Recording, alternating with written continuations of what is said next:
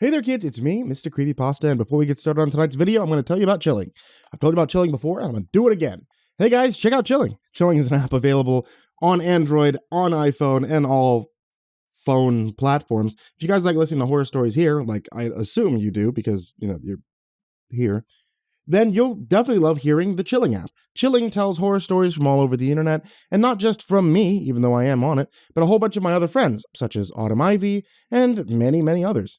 Chilling app also has this really cool feature called the ambient sound feature, which lets you change the background sounds and music, even a couple from Mew, and you guys will recognize his piano music from here. Also, this month, Chilling is doing an Xbox giveaway, so all you have to do is download Chilling, leave a review, and submit an entry form at thechillingapp.com/XboxX, and you can win an Xbox X. It's literally that easy. It's that simple. There's a whole bunch of new stuff going on in Chilling. There's new stories every single week, and hey, you're missing out if you're not checking it out yourself. So, there's a link in the description down below, and now, on to tonight's story. If you were to tell me a month ago that walking into a television station in South Nebraska would change my life forever, I probably would have laughed my head off. I had rode the bus from the state line on Monday based off of a bland newspaper ad no bigger than a baseball card. Got storm footage no one else wants. We paid top dollar at Channel 46. KTHU, the forecast is calling. There was a little picture of a sun that was smiling and looked like its rays were branching off to form golden tentacles. Below that, there was a phone number and an address to some place called Emerald Bay, Nebraska. Something about it felt off. Besides the obvious, like someone had placed it there for me to see. Since I was a boy, I've always had a fascination with the elements that I can't really explain. Out there, amid the thunder and rain, you lose yourself. Call me a dreamer if you want, but I have always felt a connection to Mother Nature that others haven't. And in a storm, facing life and death, I can't really describe anything more exhilarating. Storm chasing was my calling, just like the ad said. And thanks to some amazing footage I managed to snag over spring break, this seemed like my golden ticket into the business. So after several false leads and misdirection, I finally figured out where the town was at. Despite its name, there's no body of water near to Emerald Bay. In fact, the only thing it seemed to have an abundance of was run-down cars just sitting in the street and closed-down storefronts that now served as shelters for the homeless and the vagabonds. Everything about the place felt off to me, especially because there didn't seem to be any broadcasting towers in sight. I made my way to a diner near the main thoroughfare, hoping to get some information. Of all the buildings so far, it was the cleanest, and that wasn't saying much. There was grime on the floor, mold on the ceiling, and smoke stains on the walls. I tried my best to hold back a gag at the smell and walked up to the counter to ring the bell. While I waited, I glanced at the breakfast menu and casually saw that Channel 46 was on the TV hanging above it. Strangely, there didn't seem to be anything playing besides the test signal. "Can I get you some coffee, hon?" a voice asked, breaking me from my distraction. When I turned, I found myself staring at an elderly woman wearing what looked like a rain smock made in the 50s. Besides her bizarre clothing, the most notable feature about her was the fact that both of her eyes had scars running across them, like someone had deliberately made her blind. "No, I actually, I'm looking for something. Do you know where Channel 46 is stationed?" I asked, gesturing to the TV. "What you going there for?" she asked, as she went ahead and grabbed the pot for me. "I'm Storm Chaser. At least I want to be. We get lots of those around here," she agreed absently as she looked towards the road like she was thinking of something. "Won't be long, another will roll in. Always does this time of month."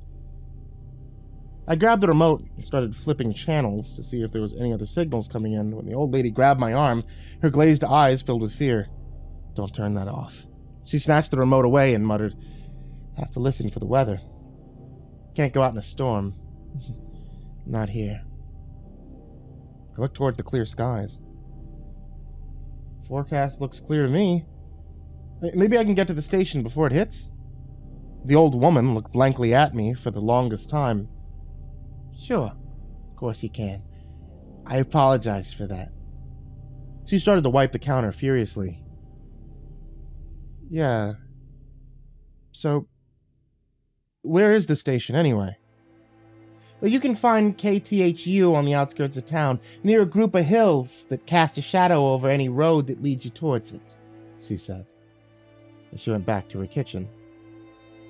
I meant to tell her thanks, but she had already disappeared from sight. Since there didn't seem to be any running taxis in Emerald Bay, it looked like I was in for a long walk into the middle of the woods. To make things worse, a soft, icy rain began to fall, just like the old woman had predicted. The tree cover was just enough, though, where I knew I wouldn't catch my death of cold. Once I got to the foothills, the broadcast station stood out like a sore thumb. There was yellow graffiti on the outside of their building, which looked like it had been on the brick longer than anything else. The roof was slumped in, and the windows that weren't smashed were boarded up. Even the letters for the call sign on top of the building weren't working. Just a flicker of their former selves gently illuminating the foggy woods that shrouded it on all sides. If there was a poster child for forgotten abandoned television networks, it would probably be in the top 3. Upon entering, a short blonde receptionist popped bubblegum and asked me what I was there for. I showed her the newspaper clipping, and she buzzed someone on the intercom to come up and walk me to the back. A few seconds later, an imposing older black gentleman walked through a set of double doors and gave me a once-over. "You a cameraman?" I swallowed hard and responded. "Yeah, I'm Dylan Pruitt, sir. I'm from..." "Come with me, then." "Thanks, Nat," he ordered, waving to the receptionist and walking off before I got the chance to even give him a well-prepared speech. 10 minutes later, I was fidgeting with the tape I brought in my right hand and biting my cheek when a young reporter walked past and started pouring some coffee. I think I noticed her because of her age. She was a girl, probably about my age, able to lead the life that most only dreamt about. It made me jealous to think that she probably had experienced more adventure than my whole college class combined. The girl noticed me, too. Well, she noticed the old VHS I was holding, and asked about it. "It's for Mr. Kearney, from the F4 we had back at the end of March," I told her. Her ears seemed to perk up. "Are you a chaser?" she asked. "I hope to be." "Well, the boss is kind of busy. If you want, I can take a look at it and tell you if you're wasting your time or not," she said. I hesitated, surprised by her sudden interest in my footage, but I was too exhausted from the trip up to think of a reason not to give it to her. "Wait here," she instructed me. It was probably only 20 minutes she was gone, but it felt like eternity. When she did return, a stout-looking man was at her side, looking anxious and excited all at once. "Young man, are you the one that brought us this footage?" he asked. "Yes, sir." His sharp voice intimidated me. "Where did you get it?" the girl snapped. Her brash words made me even more nervous, like I was being tested. "During that F4 back in March? I was on the 330. There's no way anybody could have gotten that footage. Too dangerous," the stout man proclaimed, and then added with a fluster, "We need to run this by Martin. Have him check for any discrepancies." "Hold on," I said as I stood up. "That belongs to me." The girl let out a sigh and took out her checkbook. "All right, how much?" "What? I don't want your money. I want a job." Her laugh echoed down the hallway this time. "You've got guts. I'll give you that. Trust me, you want to walk away from this. So, how much, or do I just leave it blank?" I looked to the stout man to see if this was some kind of joke. But it was clear she wasn't budging. Neither was I. "Mr. Kearney would be the only one to decide what to do about my footage," I said to her sternly. She gave me another glare like she was about to slap me. Then a smile crossed her face. "All right, wise guy. Have it your way. I'll have my dad look at it right away." As I took a moment to register what she just said, she snatched an old walkie-talkie off a shelf and shoved it into my open arms before disappearing into the office doors just past me. The stout man shuffled his head and mumbled an apology. "Sorry about that. Olivia tends to be a bit of a hothead. Comes with being the boss's daughter, I suppose."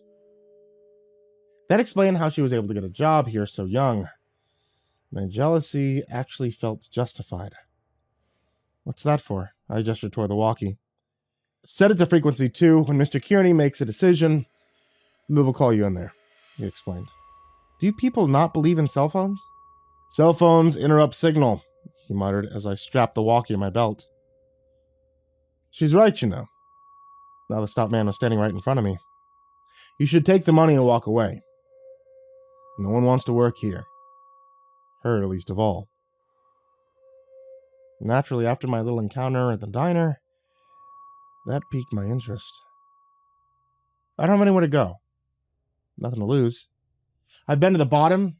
Nowhere left to go but up. He gave me a lopsided smile. You remind me of myself when I was younger. What'd you say your name was? Dylan. Dylan Pruitt, I told him. Jim Lasher. I'm the chief science officer to this whole shindig. Put her there, he said as he gripped my hand and shook vigorously. It felt like he was going to rip my arm off, to be honest. Once he was done, I stretched my hand a bit and decided to start asking some questions of my own. How long have you been with Channel 46? Huh? Yeah. Probably 9 years now. Since Liv was a teen. Maybe she was 10. Kind of hard to remember. I still can't believe we've been in business this long, Jim answered. You like the job? That's a joke, right? Have you looked around, kid? This place is a dump. With the rejects. From the looks of you, you'll fit right in. That made me look down at the carpet in embarrassment. Jim rubbed the back of his neck as though he was regretting his words, then glanced towards the office door. Look, they'll be in there for a while. Mr. Kearney is very particular about this kind of stuff. Why don't you go get some rest? My face was red now. I don't have anywhere to go. Oh. Shit, sorry. Jim mumbled something under his breath and reached into his pockets to give me a wad of cash. Here, take this. Should be enough for a motel. Then the black man I met earlier stepped through the doors, wielding a camera on his shoulder and some sort of spherical metal object under the other arm. Hey, Martin. You about to head out to meet Caleb? Jim asked as he walked past us. He paused in irritation, clearly having other things on his mind, and muttered, Kinda busy. What is it, Lasher? This young man could use a lift to Bad Moon Motel. Think you can help out? Martin shook his head and looked at me and then grunted. Storm's rolling in. Don't need to be going anywhere. Motel's in the safe zone. If you leave now, you should be fine, Jim suggested. Both of them seemed to be sharing a private conversation silently as I stood there awkwardly. Martin sighed and pushed the back door open with his foot. Come on, then. I jumped, said thank you to Jim one more time, and then ran towards the parking garage behind Martin. A few moments later, I was helping him put the equipment into one of the bulky vans. It had the broadcast logo on the side and was entirely painted a bright yellow, like a school bus. Aren't weather trackers normally painted white? I muttered as I got into the passenger seat. Anything about KTHU seem normal to you? I had to give him that one. The short drive to the motel was filled with awkward silence except for the occasional bump in the road and a rumble of thunder. It felt longer than any leg of this journey had to so far. Finally, he slammed the brakes in front of the cheap motel on the outskirts of town. This is you. Thanks. I guess I'll see you in the morning. Before I stepped out of the van, Martin grabbed my arm and made me look him dead in the eye. You're really set on joining our crew, huh? I wouldn't have come all this way just for a few bucks, if that's what you mean. Can I give you a piece of advice? Pat asked. He hadn't sounded as mean anymore. Almost sounded like he was genuinely concerned. If you're going to tell me to ditch town, it's not happening. Nah, too stupid to listen to common sense. But maybe you'll hear what I have to say about the storms in these parts. I turned toward him, excited to hear more. I've heard the weather can be pretty wicked.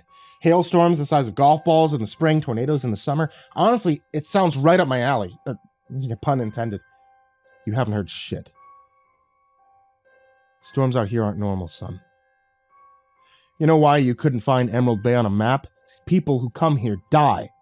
They die, and it's always for the same reason. The storms roll in, and they bring something sinister with them. He had a wild look in his eye. It reminded me of the lady in the diner. It was enough for me to not question his words. There'll be one tonight, so listen close if you want to live. You're going to go inside your room, you're going to lock the door, and close all the windows, and don't come out until it passes through. That's important. No matter what you do, don't go out in a storm. And for the love of God, don't look at it. You hear me?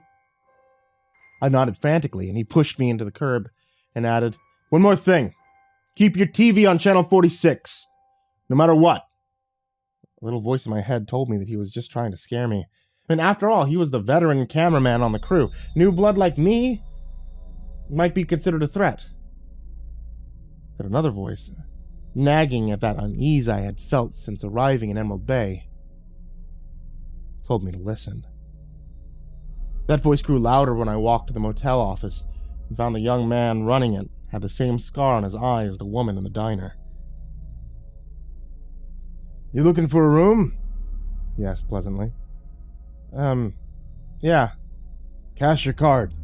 he asked as he took out an old ledger from under the counter. There wasn't any other names in it. "Cash. I brought 40. Despite his disability, he was able to take out the exact change I needed from the register and then pass me the correct key card. "Number 11 on the end. Enjoy your stay," he told me.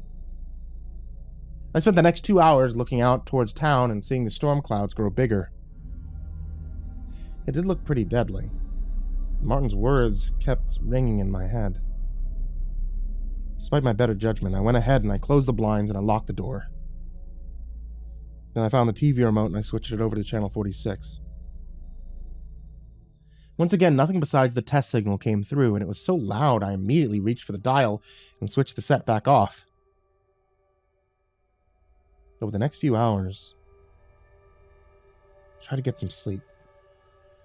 I've always been something of a lightweight, and the rain started to get heavier, and I found myself instead listening to it beat down outside. Amid the strong rain, I heard what sounded like shrieks. It's this low, guttural noise that a wild animal makes when beaten with a whip. It's the best way to describe it. Car alarms went off, rumbling noises and tremors shook the motel like a leaf. While distracted by the noises outside, I heard a raspy voice at my door, and I spun around to hear someone desperately trying to open it. Instantly, I leapt to the handle and pressed my body against it. "Who goes there?" I asked. "Let me in. Please. You have to help me." It sounded like the old woman. She was scratching at the wooden paneling, crying. I kept hearing the storm rage on. I hesitated. Something about her voice sounded off. "It's getting closer. Please. I'm begging you." She was trying so hard, I thought she might break the door down. "I'm sorry, but I can't," I told her. Suddenly, her desperate cries for help turned to outrage and feverish clawing. The door began to splinter, and I ran to the dresser. It took all my strength to push it, and even then, I wasn't sure that it would be enough to stall whatever was on the other side. I closed my eyes, listening to the thrashing and praying that I made it through to the morning. Above me, the shrieks caused the electrical fan to short, and darkness covered the room. The wind was picking up, and the whole motel felt like it might cave in. And quickly, I snatched up the remote and used the light from the TV to see if she finally broke open the door. But what stood there was not a human being at all. Her lower body was stretched out like a snake's, with long, jagged legs skittering inside as the storm raged louder. Just as she was on top of me, her mouth stretched open to reveal rows of tiny, sharp little teeth. The broadcast from 46 began to play. The snake woman stopped in her attempt to swallow me whole and hissed loudly as the test signal grew louder. I kicked at her face and slammed what was left of the door shut on her as she slithered away. After another moment, the thunder stopped and the air outside began to fall silent until at last nothing remained but that one high-pitched sound. I collapsed on the floor of my room, covered in sweat and confusion. Then the walkie on my belt crackled to life. But instead of a voice, it was just a series of chirps. It took me a minute to recognize the pattern. Morse code. Job is yours, if you still want it. To be continued.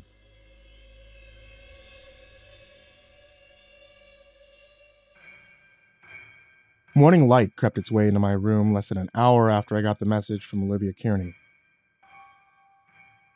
I probably stared at that note I scribbled for the longest time, though, trying to decide whether or not I was in or out of this mess. Then, before I knew it, there was another rap at my door.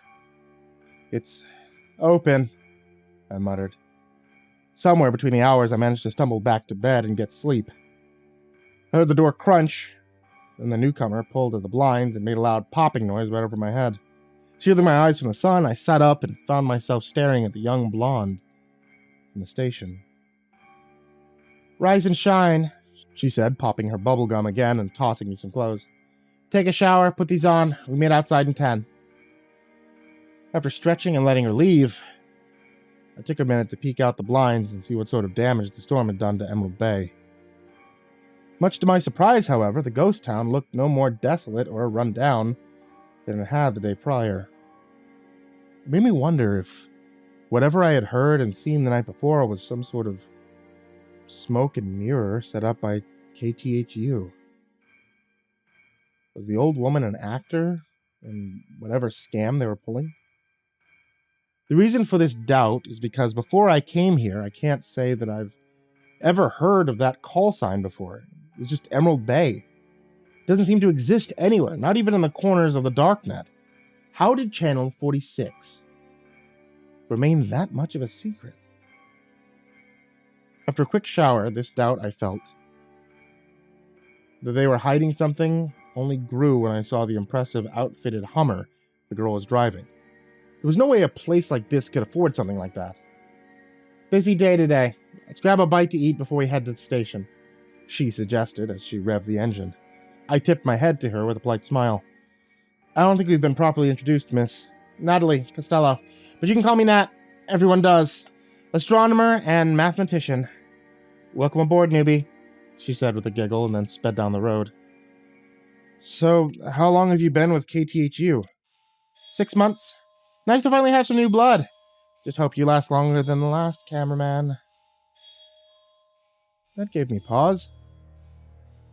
"I take it you seem to have job vacancies often?" "Nick was a good one. Really thought he would make it," she admitted as she turned the corner and started rambling. "You know, the way I see it, the boss should have been more open with y'all about what we're up against. It's not like telling you is gonna change nothing." She spat out gum and pulled up to the front of the diner. "Nobody listens to me anyway, except for Martin. He still remembers what it was like before all this." I kept quiet, too afraid that if I interrupted, she might second-guess what she was saying, and we walked inside. Unfortunately, my hopes of the conversation continuing were dashed to pieces when Natalie saw the diner was full of customers. All of them seemed to be of the same breed, long-faced, bulging eyes. Their skin showed signs of severe dehydration. "Where did all these people come from?" I muttered as Natalie grabbed my shirt and whispered, "Stick close to me." We walked up to the counter as she rang the bell, glancing nervously up towards the TV monitor. It was blank. From the back, the old woman appeared and offered a blank stare to both of us. "Morning, Maggie. Something wrong with the set?" Natalie asked with a tense smile. "Storm knocked out the power. Must have blown a fuse, 'cause it hadn't been working all morning," she said dismissively as she got out her pen and paper and asked for our order. Natalie stood back up. "You know what? I think we'll just take a rain check on that, Maggie. It's a new guy's first day. Probably shouldn't be working on a full stomach." She grabbed my arm and turned to leave, bringing us face to face with one of the old townsfolk. "What's the rush?" the fellow said with a wide grin. Looked unsettling. "Stay," the second person insisted, and pushed us both down on the shoulders. "You can't leave," the first agreed. "Natalie? What's going on?" I asked, still trying to determine if any of this was real or not. Suddenly others in the diner started chanting the same 3 words. "You can't leave!" Natalie reached in her purse and grabbed the keys. "On the count of 3, we're going to make a run for it," she told me. "What?" Their chanting was getting louder. 1. They were all standing up and staring at us, looking dead-eyed. too. Natalie, I think we should, before I could get the word out, she yanked at my hand and we were dashed towards the parking lot. The crowd was on us, snapping their mouths like piranha as we pushed to the door. Out in the parking lot, Natalie clicked the doors open and shouted for me to just get inside. As I saw the townsfolk beginning to scramble out of the diner like a flood, I didn't have to be told twice. Cranking up the engine, Natalie instantly put the Hummer in reverse. Buckle up, she warned me. A few of the patrons from the diner were weaving their way into the road, but that didn't stop her. I let out a gasp as she plowed the vehicle into the first one, and then picked up speed. I gripped the seat and looked back towards the pedestrians we had run over, only to find he was already standing back up and staring at us ominously. There's a walkie in the center column. Switch it over to frequency 2, she told me as she made the next block. I opened the middle console and reached for it. A burst of static filled the air as I saw more of them rushing towards us, faster than wild dogs. Nat, this is only meant to be for emergencies. That was Martin's voice. Martin, we're coming in hot. Get the garage open now, she ordered him. Shit, seriously? The black man muttered as she stepped on the gas and passed from the city streets into the back roads. The strangers were still coming through, running down the trail like a flock of angry zombies, shrieking and hollering as I spotted the gate in the station. Hold on, Natalie ordered as she twisted the steering wheel hard. Another attacker knocked aside. We drifted straight through the old metal doors as she slammed on the brakes, and I heard the townsfolk begin to beat down the station, desperate to get inside. I fumbled out of the car and watched as they kept scratching at the metal with their bare fingers, till at last a strong, deafening noise emerged from all through the station. The strangers began to thrash and bang their heads against the glass, angrier than ever before. Then they all collapsed onto the ground, writhing and shrieking mindlessly. Natalie grabbed my arm and pulled me inside as Martin closed the garage up completely. What the hell, Nat? They almost breached us that time, Martin muttered as we walked quickly down to the control room. Jim was inside, handling the controls, watching the monitors as the group of 30-something individuals kept flopping about on the ground like fish out of water. I'm sorry, I went to grab Dylan, and I thought we had time to grab a bite to eat, she said anxiously. God damn it, girl, you know not to go down into town after a storm, the black man said as he paced the room, and then turned to Jim. Is it working? Give it a few more seconds, the stout man replied as he looked towards my face. You okay, son? Jim asked with a smile. I clenched my fists, looking from Natalie's pale face to Martin's stern one, and then said, I'd really appreciate it if someone told me what the hell is going on around here. A few seconds later, the townsfolk stopped shaking. Then I heard a door slam behind me and Olivia entered the room. That should be good, Jim, she said. The stout man reached towards a control panel and the sharp noise stopped, leaving the room silent except for the awkward tension between the group. What the hell happened? Olivia asked. It was my fault. I didn't know the power would be cut. I just wanted to grab a bite to eat. Natalie fumbled over her words, and the younger girl sighed irritably. We'll deal with that later. Go watch the phones or something. Jim, start up the generator. Dylan, you're with me. I blinked a few times and then followed her down the hallway wordlessly. I was too anxious and excited to meet her father to ask her more prying questions about the things that I had just seen. After a short, brisk walk, she knocked on the door and a raspy voice shouted, Come! She pressed the metal frame open, making it give a sharp creak. We found ourselves standing in a smoke-filled room. Amid the clouds of cigarette smoke sat an older, balding man wearing square glasses and a pressed suit. Did the signal push through? The man asked, his attention completely focused on Olivia. For the most part, but there's a problem at the diner again, she said. I heard, he said, taking another smoke. I coughed softly, and his eyes briefly flicked towards me before going back to his daughter. Make sure the backups are online, and dock Natalie's pay a week, the boss decided. She nodded and stood there for a minute before gathering that her father wanted to talk to me alone, then left the room as quickly as she had come. So, you're the chaser, the old man said dryly, reaching into his pocket to grab a lighter. Yes, sir, Dylan Pruitt, I said, extending my hand to him, but he left it lingering in the air as he pulled out the cigarette and muttered, Olivia tells me you had to come quite a ways to reach us. I'm, originally from Missouri, sir, I said to him. Well, Dylan Pruitt from Missouri. Hate to break it to you. We're not hiring right now, he said. What? But the ad said we were looking for footage, which we will compensate you for, and give you enough extra to make it back home, he said as he reached for his checkbook. I told your daughter I didn't want your money. Maybe not. But I'll give that to you and something more. This contact info is the best way to get yourself a job at any news agency in the West Coast. You'll be able to pursue your dreams of chasing death anywhere you want, Mr. Kearney said, sliding the info across the desk. I took a look at it, having no doubt in my mind that it was a legit offer, but instead I simply passed it back to him and replied, I appreciate the offer. But after everything I've seen these past few days, I'm afraid I'll have to decline. He nodded absently, tapping the business card on the desk before commenting, Who did you lose? I'm sorry? Nobody chases storms with a zeal like this, except for one reason and one reason only. You lost someone in a storm. Someone close. I opened my mouth to make a reply, but before I got the chance, another person slammed on Mr. Kearney's door. Sorry to interrupt, boss, but I got a signal, Jim said as he creaked the door open. That was enough to make him sit up straight. What? How? Martin's probe. Caught the tail end of it just outside the county line. Looks mighty promising, Jim said excitedly. Before Mr. Kearney had a chance to respond, his daughter pushed the door open and remarked, Don't even think about it. We still haven't heard from Caleb. Who's Caleb, anyway? I asked, recalling the name as Jim spread a map out right in front of their boss. It's all flatland out there. Should be a done deal. We could get in and out before anything went sideways, Jim insisted, ignoring my inquiry. And who's going to be manning this little expedition, Lasher? You? Olivia snapped.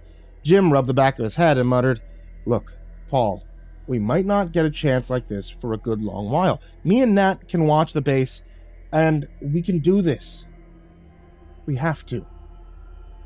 There's no way I'm leaving my father's life in your hands, Olivia snapped. Enough, Mr. Kearney said sharply as he looked at the chart, and then towards me. You familiar with these roads, Pruitt? I glanced at the map and nodded. Yeah, I could get you there, no problem. What? You can't be serious, Olivia said, as her dad grabbed something from under his desk and then leaned on it to stand up. It took me by surprise, as I saw him lean against a crutch, and then realized his right leg was completely gone. Martin will have his hands full with the camera, and I sure as hell can't drive, he said dryly. The old man tossed a pair of keys to me and remarked, Congratulations, Mr. Pruitt. Looks like you'll get to chase that dream after all. To be continued.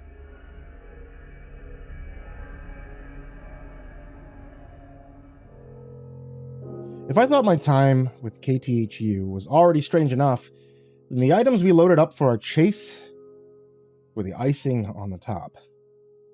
Martin and I had gotten 50 feet of rope and 3 different compasses, along with enough food and fuel for a day, and then electrical computers and a spare tire. Last but not least were the weapons.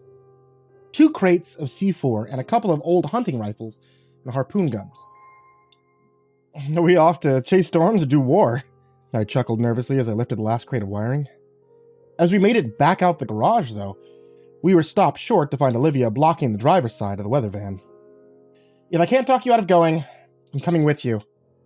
Mr. Kearney leaned against his crutch and muttered, Out of the question. You're right, it is, because if you don't let me go, I'll cut your fuel line and then you'll be up a creek until Caleb gets back. Olivia snapped back. Her father flared at her angrily, looking like he was ready to smack her face, and said, You wouldn't dare. She got right in his face. Try me. I held my breath, unsure what might happen next. Fine, Mr. Kearney decided, as he took his crutches and slid them into the van as well. Then Martin helped him in and gave Olivia the stink eye as well. Hold down the fort for us, Jim, Olivia called out, the stout man that was checking the garage door for any breaches in defense. And then we were off. Quickest route is down the interstate, Mr. Kearney said as we got onto the road out of town. Bad idea. We should take 515. Get us there in half the time, the daughter chimed in. The 515 takes us out of the way, the older man snapped. Then they began to argue. No, it doesn't. They've opened it back up. How would you know? I was there a month ago with Caleb. You went without me? Hey, Martin shouted as we drove out of town. I've got an idea. The two stared at him as we passed the motel. How about we let the new guy decide, fair? He suggested once he had their full attention. Olivia glared at me. Sure, whatever.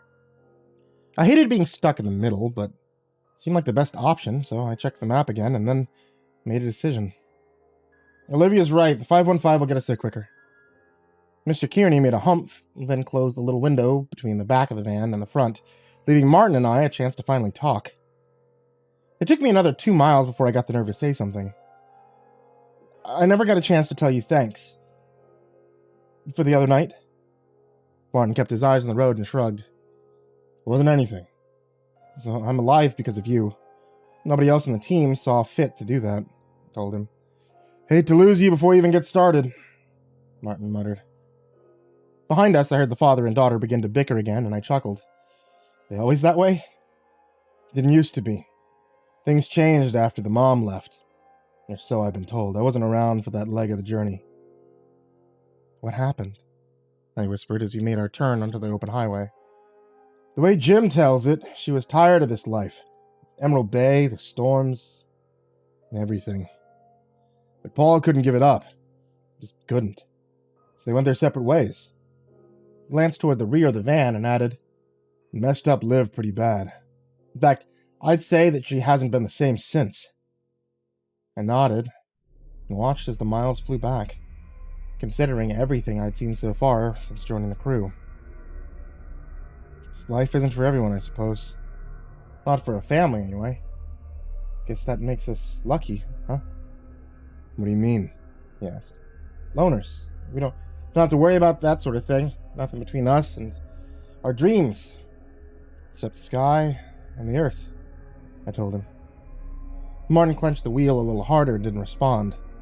From what I gathered, I had said the wrong thing. The conversation was over. So for the next 4 hours, we listened to the occasional radio broadcast and followed the charts where the monitor took us. Finally, we reached a stretch of 515 about 5 acres wide, with nothing but green grass and power lines dotting the road. This should be a good spot, Martin, Mr. Kearney said. We parked a few feet off the road, and then Olivia began to help her father set up a tripod, while Martin checked the cameras. The sky was so still and quiet, it's kind of hard to believe we were even tracking anything. In fact, come to think of it, I checked my phone on the way out, and I hadn't seen a blip on the Doppler. So, what the hell were we following? While everyone else got to work, I fiddled with the controls to familiarize myself with the van and how to handle it. I wanted to make sure I could switch between the gears and get us going at top speed if necessary. I didn't want to come up short on my first chase. Popping open the glove compartment, I saw a few stray papers and slid them out to take a look. Insurance and maintenance were pretty common, but there were also quite a few articles on missing persons. I'd recognized one of the names. Nick Sanchez. Is that the Nick that all of them were talking about? Dylan, can you check to see if the feed is still running? Olivia shouted to me, breaking me away from my reverie. I shoved the papers back into the glove compartment and nodded absently to her before giving the thumbs up. When my eyes turned to the horizon, I saw a rumble of lightning ripple across the distant clouds. There she is, Mr. Kearney said excitedly as he adjusted the tripod. The clouds were rolling in fast, much swifter than I expected, and as soon as they crossed a patch of trees, several alarms on the computers began to go off.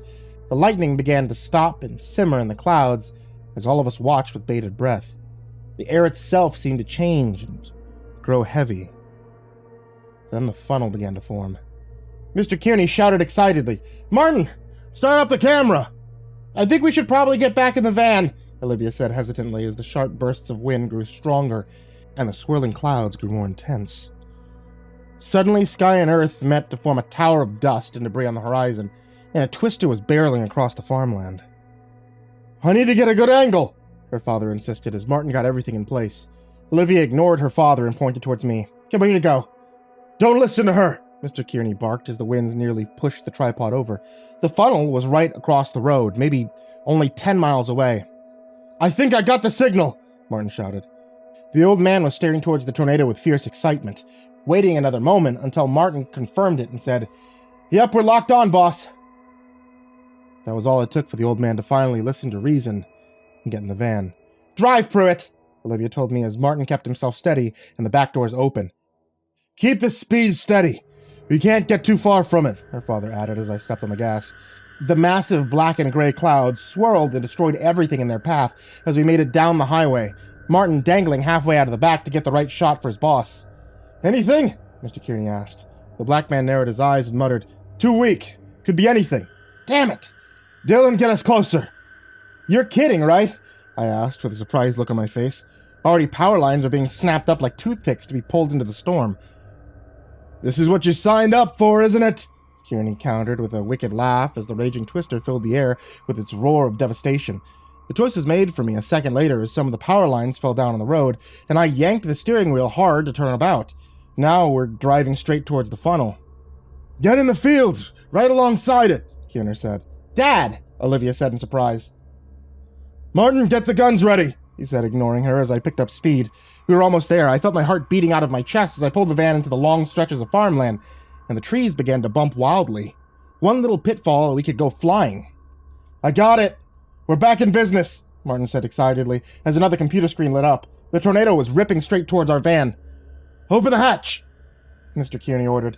His daughter complied and pushed the roof of the van open as he lifted himself up and yelled out, "Give me the gun!" Martin was right there below him, loading the weapon and tossing it up as I clenched the wheel harder and prayed to God that we could make it past the funnel. "Steady, Dylan. I need to get a clear shot," Mr. Kearney yelled.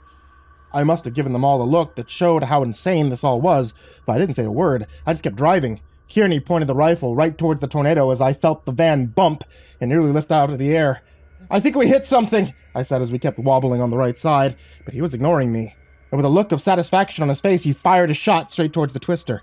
I heard a scream. It sounded like a banshee howling. It was coming from the storm.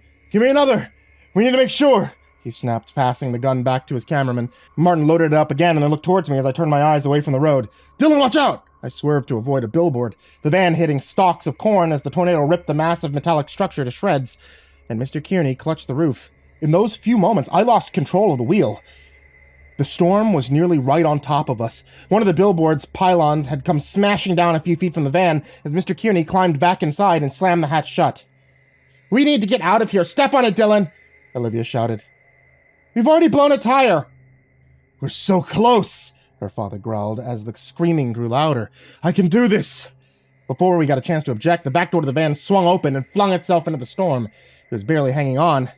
Then he raised the gun again and fired another shot. This time, there was no mistaking the shrieks that we heard. A rumble filled the air. I saw streaks of lightning cross the funnel, and something moved from within. "What the hell is that?" I shouted. Suddenly, more debris began to rain down on us, and Olivia pushed my leg down and muttered, "Drive, goddammit!" The other door on the van was flung open and dangling as well as we made it to the highway. Then, from amid the storm, something spun out and hit the road behind us like a rocket. "I need the rope." "Martin!" Mr. Kearney shouted anxiously. A moment later, the two of them had prepared the harpoon gun, and I watched from the rearview mirror as the thing from the storm began to move. It was about the size of two grown men. Its body was like that of an overgrown toad, with its legs twisted backward, and it had two extended arms that resembled that of a praying mantis. Just as it stood up, I saw from its back long, thin, bony wings extend towards the heaven. Then it shrieked, and it started towards the van. "Don't stop," Olivia told me as I drove around the down power lines. The damaged tire caused the van to bump and grind on the road. The creature screamed and flew towards us with lightning speed. Its long claws smashed against the road like boulders, hitting the pavement and knocking up more debris. Martin lifted the heavy harpoon gun and took aim. "I need you to keep it straight," he demanded. I clenched the wheel again, doing my best to comply as sweat rolled down my face. Suddenly, the creature was on the roof of the van, its claws smashing and thrashing at us like we were a tinker toy. I twisted the wheel to try to throw it off, but our tires skidded and our vehicle went spinning. Martin dropped the gun, and the massive flying monster slashed straight into his right shoulder. The cameraman screamed out, and Olivia fumbled to grab the harpoon gun as the creature shrieked and prepared for a second strike. It was all over in a matter of seconds. Olivia fired the weapon straight at the creature's face as Mr. Kearney let out a few rounds. It fell from the back of the moving vehicle with a thud. Martin collapsed in pain on the passenger side as Mr. Kearney shouted out a few colorful words in victory. "Turn us back around," he ordered. This time I made sure the look I gave him told him I thought he was crazy. But just as I was about to make an objection, I saw the funnel cloud had dissolved. The sky was clear. All that remained was a path of death and a severely wounded monster. I pulled the van up right beside it to get a good look. The thing had skin as gray as the storm, with strange rows of teeth where its eyes might have been. It had a face like that of an anglerfish and a disjointed spine that seemed to not be fully formed. It was breathing in and out rapidly, the way any dying animal might. Mr. Kearney hopped out, chuckling to himself softly as he grabbed the other harpoon. Then he slammed the second sharp prong straight into the creature's skull. Once the monster lay still, he looked down toward me and Martin and gave a nod of approval. Wrap it up, boys. Time to go home. To be continued.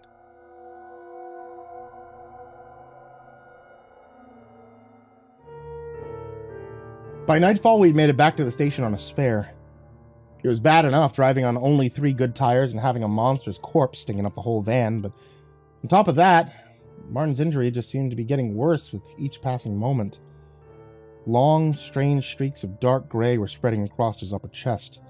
Olivia was monitoring him, keeping a cool rag on top of the wound, as he kept screaming every other minute at the top of his lungs. But you wouldn't know it if you saw Mr. Kearney's face.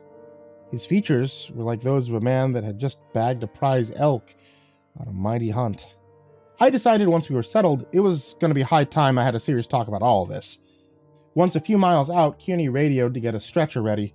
Natalie and Jim were there at the garage before we even pulled up. Blonde gasped as she saw Martin's injury, rushing to his aid, and Jim moved the stretcher towards the passenger door. That's not for him. Move the bug, Mr. Kearney instructed, kicking open the van door. Jim hesitated for a second, and then complied by helping Olivia lift the creature onto the stretcher and dragging it towards the lower stairs. Martin nearly collapsed, though, as he got out of the van, and Natalie and I had to use our combined strength to get him inside. "I'll take him to the bunker," she offered. I nodded and followed the others up to the control room. 5 minutes later, Mr. Kearney had grabbed a bottle of bourbon from his office and a pack of Marlboros and was insisting we needed to celebrate. When Olivia and I didn't seem to share his enthusiasm, he sighed and pressed one of the intercoms to speak with the doctors downstairs. "Is the specimen secure?" There was a pause, and then a sharp crackle. "As good as it can be. I can start the examination immediately," Jim said. "Good deal. Grab yourself a bite to eat and get to work," Kearney said before popping open the bottle and pouring himself a glass. Just as he finished, Martin let out another cry of pain that reverberated through the station, and I muttered, maybe the doctor should focus on our living patient first? "You should have a drink and relax, Mr. Pruitt. We owe this victory to your fine skills behind the wheel," the old man said. "I appreciate that. Maybe it's time to start talking about the elephant in the room." Olivia took a glass from her father and downed it before remarking, "I'm sorry, I thought this was what you signed up for." I slammed my fist down on one of the panels and remarked, "I came to chase storms. You never said a thing about going out to bag and tag a damn Jersey Devil." Mr. Kearney chuckled. "Settle down, boy." That just made me more upset. I hopped up and snatched the drink out of his hand, getting right in his face. "You're going to tell me exactly what's going on around here, and you're going to tell me now." A crack from a shotgun caused me to jump back as a bullet zipped right through the air and shot between our faces. I looked towards the stairs to see a newcomer standing there wearing a long duster and a low-brimmed hat. The gunslinger swirled his weapon in his right hand and then slung it back onto his belt holster before walking down towards us. Olivia placed her drink down and shouted, "Caleb! Thank God you're all right!" She ran up to the gunslinger and hugged him. He hugged her back, then marched up towards me, grabbing some cashews out of a little bowl beside me and crunching on them. "Beacon's in place, boss," he muttered as he quickly sized me up. "Who the hell do you think you are?" "I'm sorry, weren't you listening? Caleb Mitchum, trapper, hunter, and all-around badass." He paused as he pushed me away from his employer and added, "Bigger question here is, who are you? Why is the great Paul Kearney putting up with your bullshit?" "Caleb, this is Dylan. He's our new cameraman," the old man gestured to me as the hunter grabbed up another handful of snacks and walked towards the control monitor. He looked at one of the screens where Natalie was getting Martin arrested and listened to the black man scream before chuckling. I swear, I leave you for 5 minutes, whole operation goes to pot, Caleb said.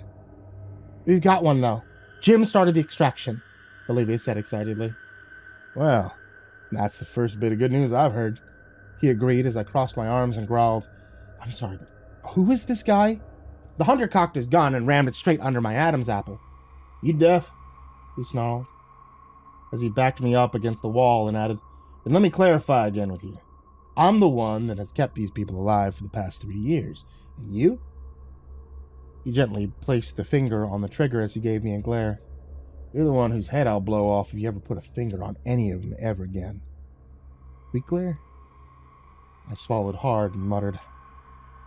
Clear as crystal. Caleb held the weapon against me for a long moment, then laughed before turning towards the Kearneys. Now we got that cleared up. Let's go see the bug, he said, clasping his hands together and moving towards the exit. Olivia and her father followed him at a slower pace, and right before they left the control room, the hunter paused and looked towards me. Dylan, aren't you coming?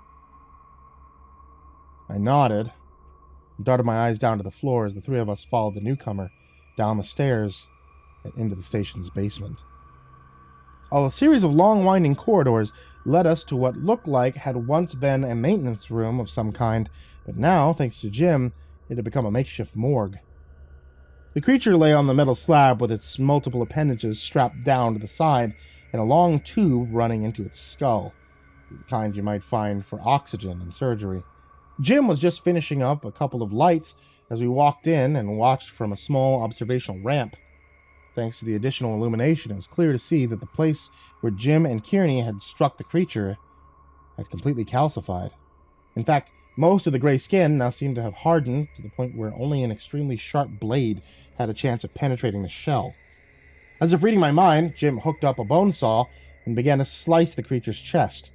It sounded like a drill smashing into solid earth. Behind us, the door swung open again and Natalie walked in, gripping the metal banister as Jim kept cutting. How is he? Olivia whispered to the blonde. Resting, but in a lot of pain. Anything yet? She replied. You know I can hear you, Jim interrupted as he made another incision. Well? Mr. Kinney growled. Lasher wiped sweat from his brow and remarked, This would probably go a lot faster without so many prying eyes. The rest of the crew ignored him, though, as blade hit the strange organic material within the beast. It smelled like dead fish. A moment later, the blade hit something metallic, and Jim stopped the saw before turning to Caleb. Grab me those incisors, the doc ordered, passing the tool to the stout man. Caleb and the rest of us watched as he used the curved metal tool to spread the creature's chest wide open. From under the twisted bones and fatty tissue, something gleamed like a diamond. Jim repositioned the surgical instruments and then carefully extracted what looked like a long metal tube. Once out of the creature, he proceeded to grab a few cleaning towels and wipe blood and guts off the discovery. Well? Kearney said again, this time more insistently. A watched pot never boils, Lasher quipped, as he sat on a rolling stool and scooted over to a set of computer screens. Grabbing what looked like some sort of extension cable, Jim cleaned it properly as well, and then connected it directly to the side of the metallic object. Immediately, a series of zeros and ones began to appear on the screen. We're in business, he said excitedly. Olivia squeezed her father's hand excitedly, but the moment of happiness was short-lived. A second later, a frown crossed Jim's face. Shit, he mumbled as he began to input a long algorithm of code. What? What is it? Olivia said, releasing her father and walking down to the screen to see what he saw. Lasher, what's going on? Kearney asked. Just give me a second, he said as he typed furiously. But a second later, the screen went black. God damn it, he said, pushing himself away from the screen in frustration. The air in the room seemed to grow heavy as I watched for some type of explanation. It's not a match, Jim muttered as he looked to his boss for an apology. You sure? Kearney asked as he checked the screen himself. Positive. Second it left that cluster, we lost it, he confirmed. Kearney pushed him aside and ran a few numbers himself. Try it again, he demanded. Paul, I know my stuff, Jim said with a deep sigh. I waited as they stared down at each other, and finally Caleb broke the silence by saying, "It's exactly why I told you not to go out without me." Olivia gave him a glare and marched out of the room. Then Natalie grabbed at the bar again and muttered, "Mr. Kearney, what does that mean for Martin?" The old man sighed and looked at her with that look that only meant more bad news. "You know what that means, Natalie." She shook and tried her best not to cry. Then she ran out of the room as well. "Natalie!" I called out. "Let her go." "There's nothing to be done," Caleb advised. I stared at the 3 remaining members of KTHU and ran my fingers through my hair again before muttering, "Okay, someone please tell me what's going on." Jim shook his head and muttered, "You dense, son. Martin's infected. But we got less than 12 hours. My jaw dropped. I looked towards Kearney for confirmation. The old man simply nodded. "Well, we have to do something. Find an antidote for the goddamn things," I insisted. "That would be just wasting valuable resources," Caleb pointed out. "So what? We just let him die? Is that what happened to Nick, too?" I shouted in response. Mr. Kearney let out a long sigh and then turned to Jim and muttered, "Lasher, see to it Martin's comfortable." He started hobbling up the stairs to me, and I muttered, "Look, I don't care what your guard dog over there says. I demand an explanation for all of this. Right now." "I don't want to tell you again, boy," Caleb said, reaching for his pistol. Mr. Kearney waved his hand dismissively and remarked, No, it's okay. Dylan's right. I do owe him that much, all things considered." Caleb didn't seem to like that, but pushed the door open for his boss and added with an icy glare at me, "Fine, but I'll be joining you, so don't even think about losing your temper again." I sighed in relief and responded, "It's cool with me. Lead the way." To be continued.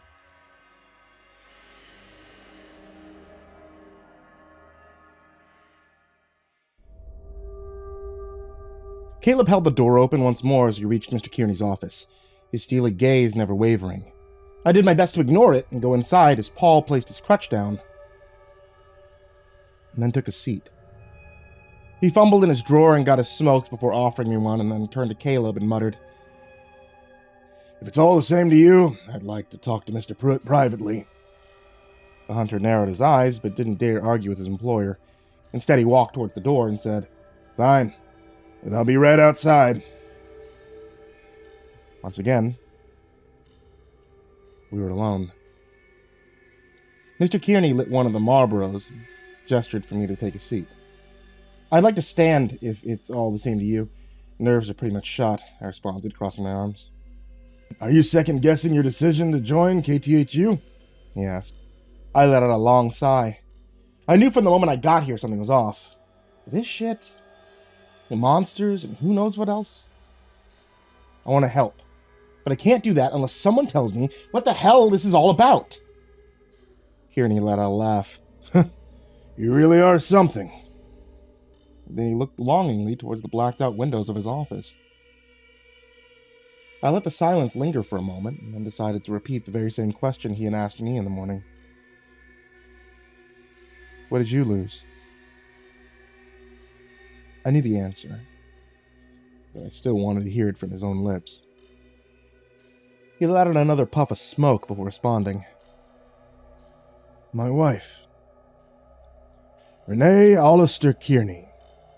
It would have been almost 30 years for us." This time, I did take a seat.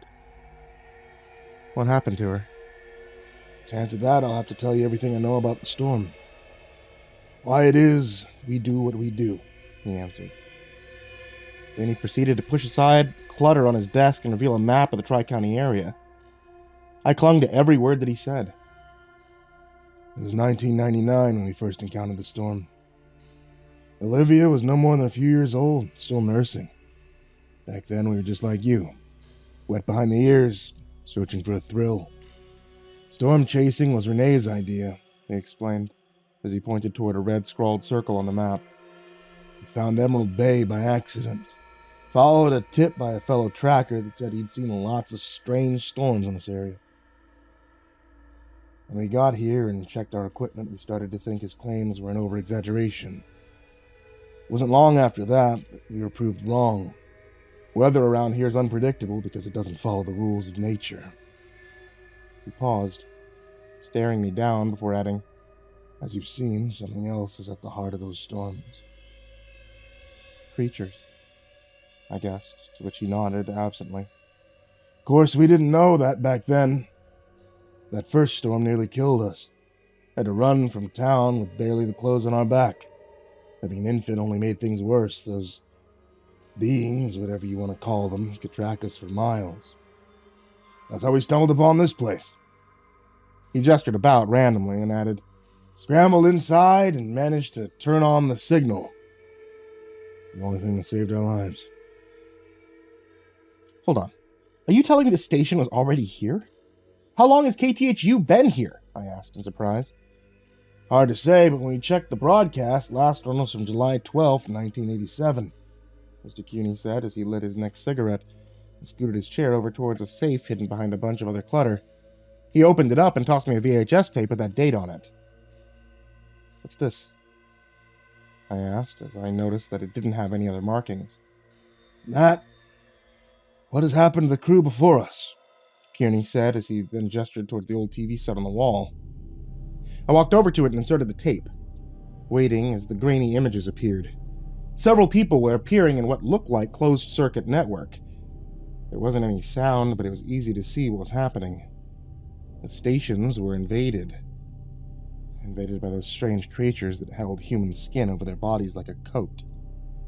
Their eyes were glowing amidst the static as the crew did their best to fight them off. But it wasn't enough. One by one, they were picked off to be slaughtered. The maddened creatures ripped them to shreds like paper. It wasn't long until none of them were left standing. And the screen went dead. Same proved true every last tape we found. All of them are gone, Cuny told me, and then laughed. "What?" "I almost forgot. It's been so long. There was one survivor. You already met him." I paused and then remembered a few choice words spoken to me when I first arrived. "Jim? But how?" I asked. Cuny shrugged. "Last year was barely cohesive. Spine bruised in 3 places. Babbled like an idiot. It took a few days before he finally recovered, and once he did, hardly had any recognition of what had happened." I scratched my head and realized that explained why the whole place had so much wear and tear. "So you just decided to take up the call and do what? What exactly does this station do?" "As I'm sure you must have guessed. We learned pretty quickly that the signal the tower emits causes a paralyzing effect on the creatures that masquerade in this town. Jim knew little else except that the broadcast couldn't be interrupted. Naturally, we wanted to leave. There was a problem. During the initial attack, Renee was attacked. Jim said it was an infection and she wouldn't last long if we didn't do something," he said solemnly. "That's exactly like with Martin. Why didn't you say anything earlier?" "Because it wouldn't make a difference. My wife got lucky because we acted quickly," Paul snapped back. "What do you mean that it wouldn't make a difference? Tell that to Martin." "The only way to stave off the infection is by capturing one of those things alive. I swear, we almost lost her anyway." Cuny looked away and then muttered, "After that, we discovered the connection between the monsters and the storms. As dangerous as it sounded, we decided to start tracking it." "And that's all you know?" "That's all you need to know," Cuny said firmly. "Well, that's not good enough," I growled. "Only thing we can hope for now is that Martin goes peacefully," the old man declared, darting his eyes away. I slammed my fist down, forcing him to keep his attention on me.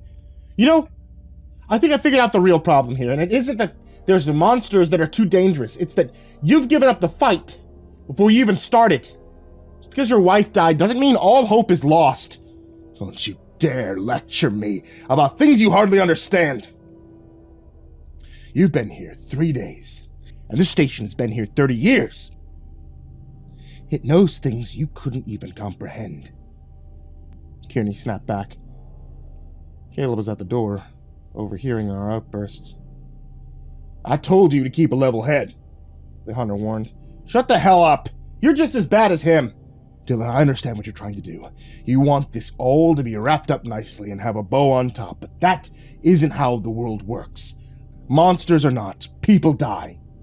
Kearney told me, and then sighed and said, I'm done talking for now. We need to rest and recover before the next run. I looked at him with disbelief. I growled.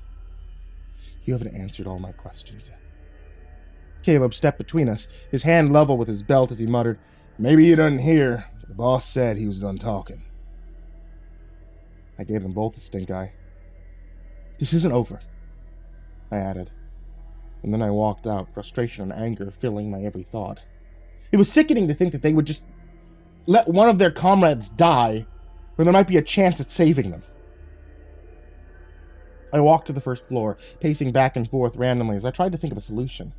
I came across a vending machine and used it as an outlet for my feelings, kicking and slamming my fists against the old machine. Took your money too, huh? A voice said to my right, startling me. I looked over, saw Natalie there, her eyes puffy and red from the tears that she had shed. I gave her a half-hearted smile. I said, just needed something to hit. She nodded, slumping against the wall and muttering, Guess I should give it a try sometime. I nodded, standing alongside her and saying, How's Martin? Natalie looked away, clearly not wanting to talk about it. Doesn't look good. You two are, pretty close, huh? He saved my ass more than once. I just wish... I wish I'd been there. Mr. Kearney says I'm not cut out to be a field agent, but I know that if I had been there, things would have turned out different. I didn't know what to say to make her feel better, so instead I gestured towards the large syringe she was carrying. Is that for him? Yeah. Do you believe this shit's enough to knock down 3 full-grown men? Jim gave him a dose about 19 minutes ago, and it's hardly even making a dent. Natalie said with a hollow laugh. It's just gonna get worse, isn't it? She nodded, trying her best not to cry as she muttered, and there isn't a bloody thing we can do about it. What Mr. Kearney had told me concerning his wife flickered across the back of my mind. Maybe there is, I said as I grabbed the syringe and said, You said this was strong, right? Like it could knock out an elephant or something? Yeah, probably. Why? What if we use this on one of those things? Natalie didn't seem to follow, her face a mix of confusion. But those things can offer an antivenom for Martin, but only if we bring one back alive. What? How do you know that? She whispered, her eyes sparkling with excitement and a hint of concern. Kearney, he told me, but he's given up already because he thinks it's too risky. But with this... I paused and I gestured to the drug. We can go into town and snatch one of those things. Natalie bit her lip. She was excited, but she was also nervous. We can't. We shouldn't. The boss would kill us if he found out. If we do nothing, Martin will die. She hesitated, at least for another moment, but then nodded to show she was on board with the scheme. All right. So how do we do this? She asked with a shaky voice. The weather van still has some weapons in the back. If we leave now, we can get back before daybreak and no one will be the wiser. Natalie was doing her best to contain her excitement. We agreed to meet in the garage in 10 minutes. I went to the break room to gather a few more supplies. I thought our plan would be foolproof, but we ran into a snag the second we stepped into the garage bay. Caleb was standing there, leaning against the van and wiping his hands as he finished refitting new tires onto it. He tipped his hat up and gave us a long sigh. You know, something told me you might try something stupid, Dylan, he said. And then gave a sneer towards the blonde and added, but you, Natalie, I thought you knew better. Caleb, we have a plan. We can save Martin's life. I'm sure you probably think that you do, but I'm afraid I can't let you leave. It's not safe. You know that, Nat. I clenched my fist and scanned the floor to find something that could cause a distraction. And then I kicked an old oil barrel towards him and shouted, "Run, Natalie!" The blonde hesitated for a moment as Caleb jumped out of the way, and then the barrel slammed to the back of the van. Finally, she got up the nerve and dashed to the driver's seat. Caleb reached for his gun and aimed for my head as I pulled the passenger door open and told her, "Start the engine!" She glanced into the mirror and revved it up as Caleb bounded towards the van again, but she peeled off before he had the chance. Pressing the button inside the console for the garage door to open, we zoomed out into the dark country road around the station as Caleb was left watching us from the shelter of the darkened parking space. "Oh God, we are so dead later," Natalie said. "Not if this works," I countered as we made our way out of the woods and onto the road that led to the town. I checked the gear that we had. It'll be simple. We go in, we grab one of the weirdos, we get out. They won't even know we're coming. Suddenly, Natalie slammed on her brakes and shrieked, "What the hell?" As I looked out towards the horizon, I saw why she had come to a stop. The townsfolk were standing there, all in a row, almost like statues, staring straight towards us. And as we looked about, I realized there were more of them in the tree line, ready to pounce. Natalie gritted her teeth. "Got any more bright ideas?"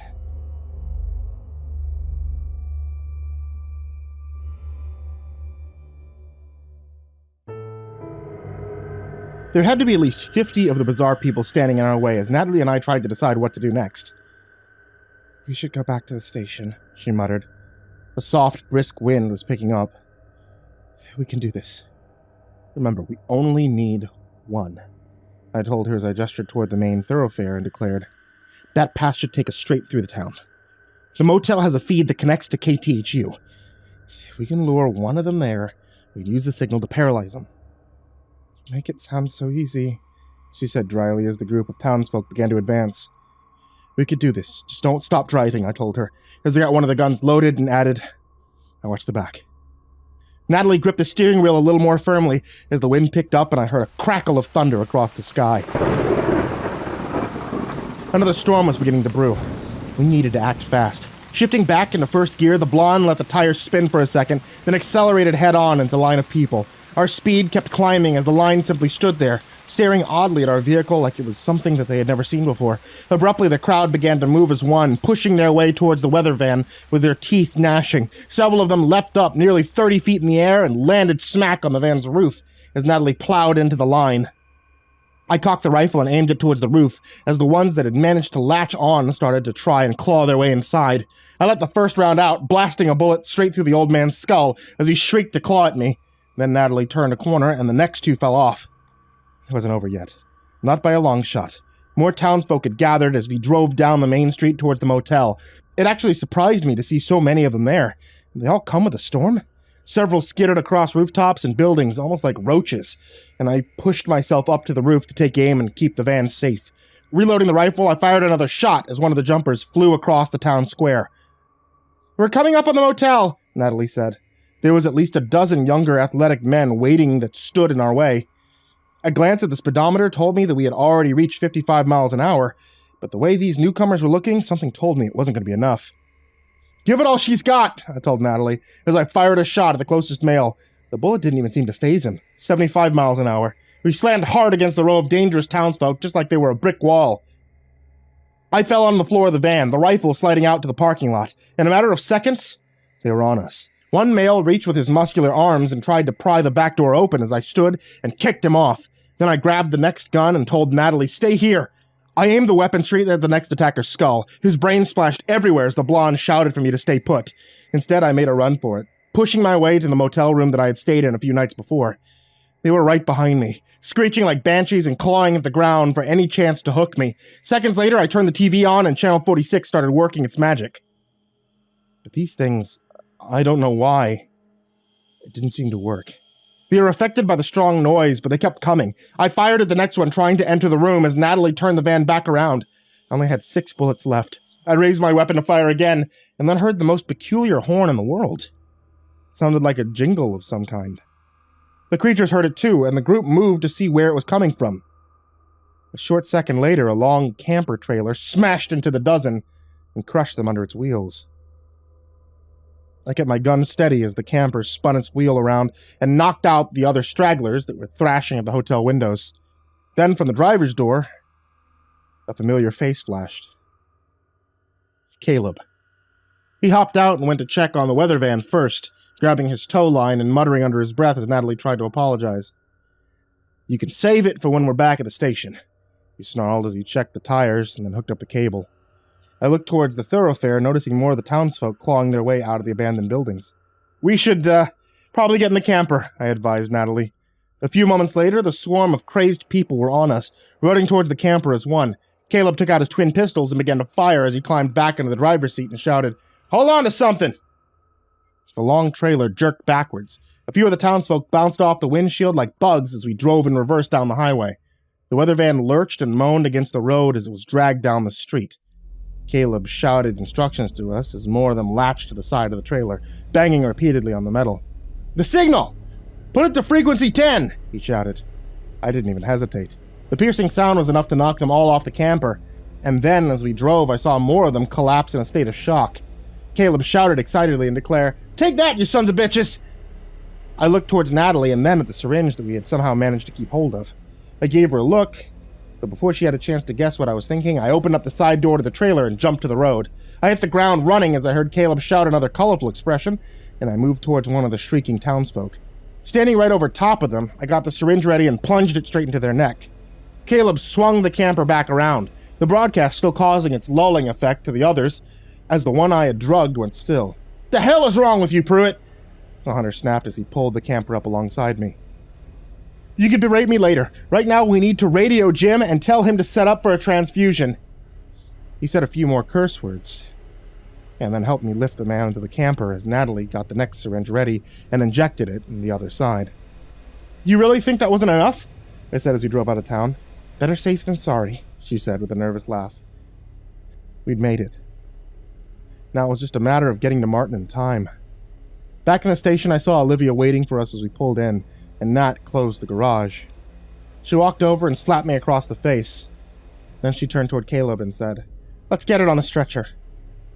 I rubbed my cheek softly and followed behind as we carried the unconscious man to the bunker. Martin's screams of pain filled the air as we got closer.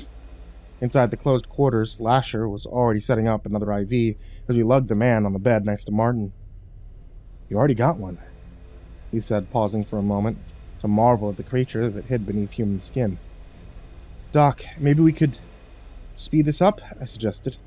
He nodded and got to work setting up a pick line in the creature's neck. Natalie was biting at her nails as Martin kept screaming.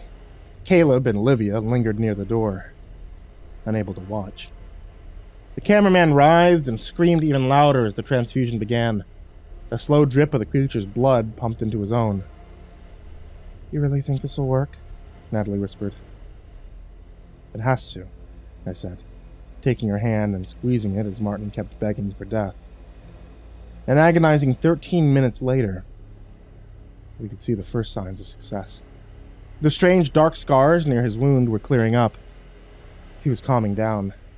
The anti-venom inside the creature was doing the trick. "I told you! I told you!" I said excitedly. And then noticed that Olivia had left the room.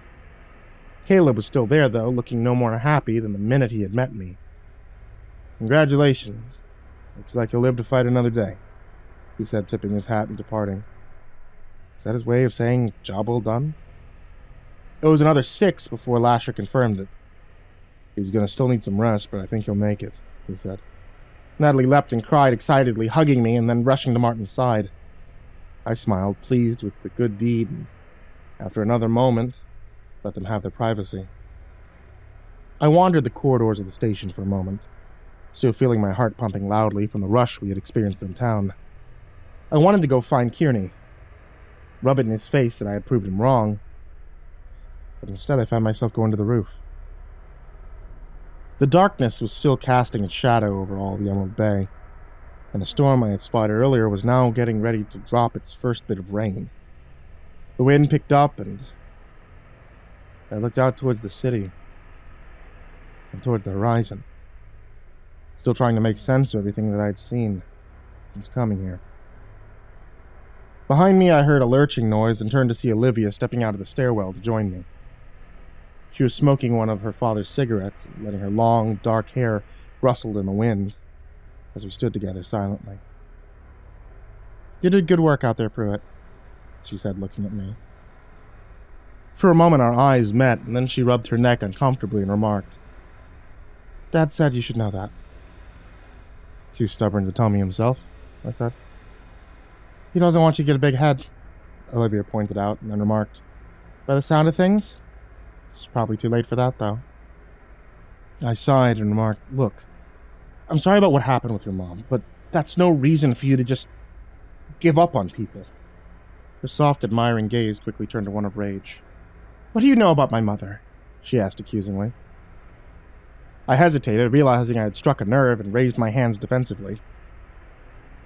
"I know it was hard, what you went through, but all I'm saying is that it may be time for you and your old man to move on, and that's the truth." She dropped the cigarette and pushed herself right up in my face, jabbing a finger to my chest. "Don't you ever talk about my mother. And don't presume to know me. You don't know what the hell I've been through." She smacked me across the cheek again, and then growled, "And if I ever hear you say anything about her again, so help me, I'll make sure Caleb blows your head off." She turned away and stood at the opposite corner of the roof as I quickly shuffled my head, embarrassed for using such poor words. As we stood there, the rain began to fall, and she finished her cigarette before remarking, "Don't stay out here too much longer, or the storm will get you." I nodded absently, glancing towards Emerald Bay again, and something amid the tree line caught my eye. "Olivia?" I said, catching her attention before she went back inside. I think we might have a problem."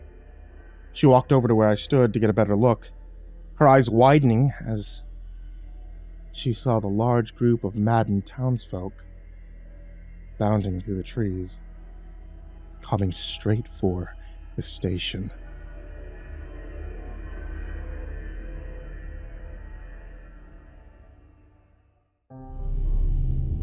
Shit. That was enough to describe our predicament as Olivia bounded down the stairs to the control room. I was right beside her as I heard the sky open up and the rain begin to fall. The last thing I saw was at least 100 of the citizens of Emerald Bay about to hit the station like a flood. Olivia ran through the maze-like corridors towards the bunker, shouting to me to find her father. I made it to the control room, surprised to see Mr. Kearney was already there. "Turn the signal on," I told him frantically. He shook his head, glaring at me before gesturing to the system. "One of the generators blew a fuse. We're on recharge."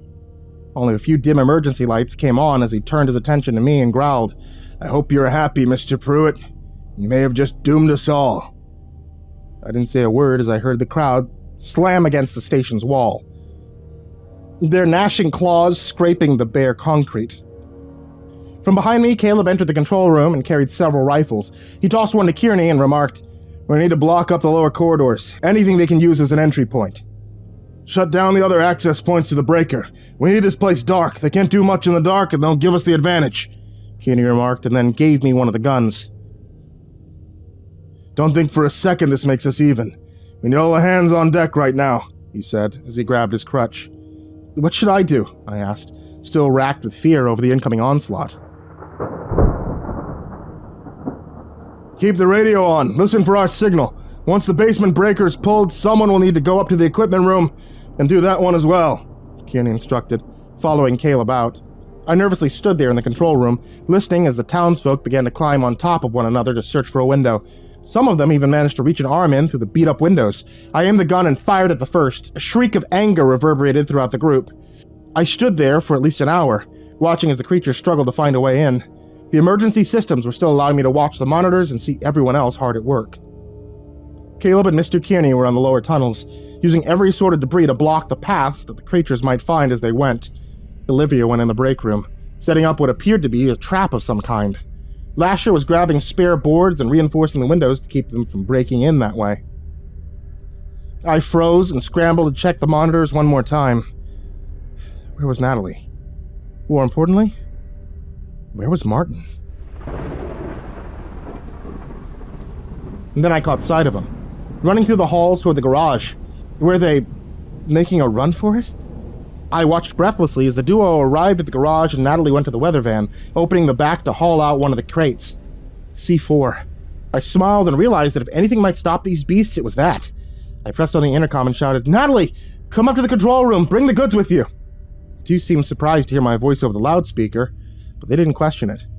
It was 3 minutes later that Caleb and the older Kearney managed to cut the power to the basement. The whole station went dark, and I listened as the storm rattled the building like a cage. A glimmer of light hit my face from above, and I saw Olivia enter the control room carrying a couple of flashlights. "This will have to do the trick until Dad grabs the night gear," she said, tossing me one and then looking up towards the windows where the creatures were almost to the roof. "This is my fault," I muttered, watching the beasts finally reach the roof and listening as they searched for the stairwell. "We can distribute blame later," Olivia said dryly. Another moment later, we heard the shattering of glass above. They were in the building.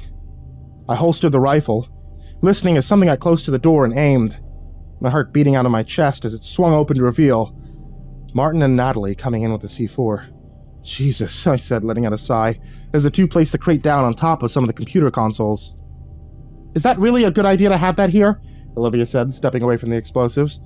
"Better than not being here," Martin said as he clenched his side.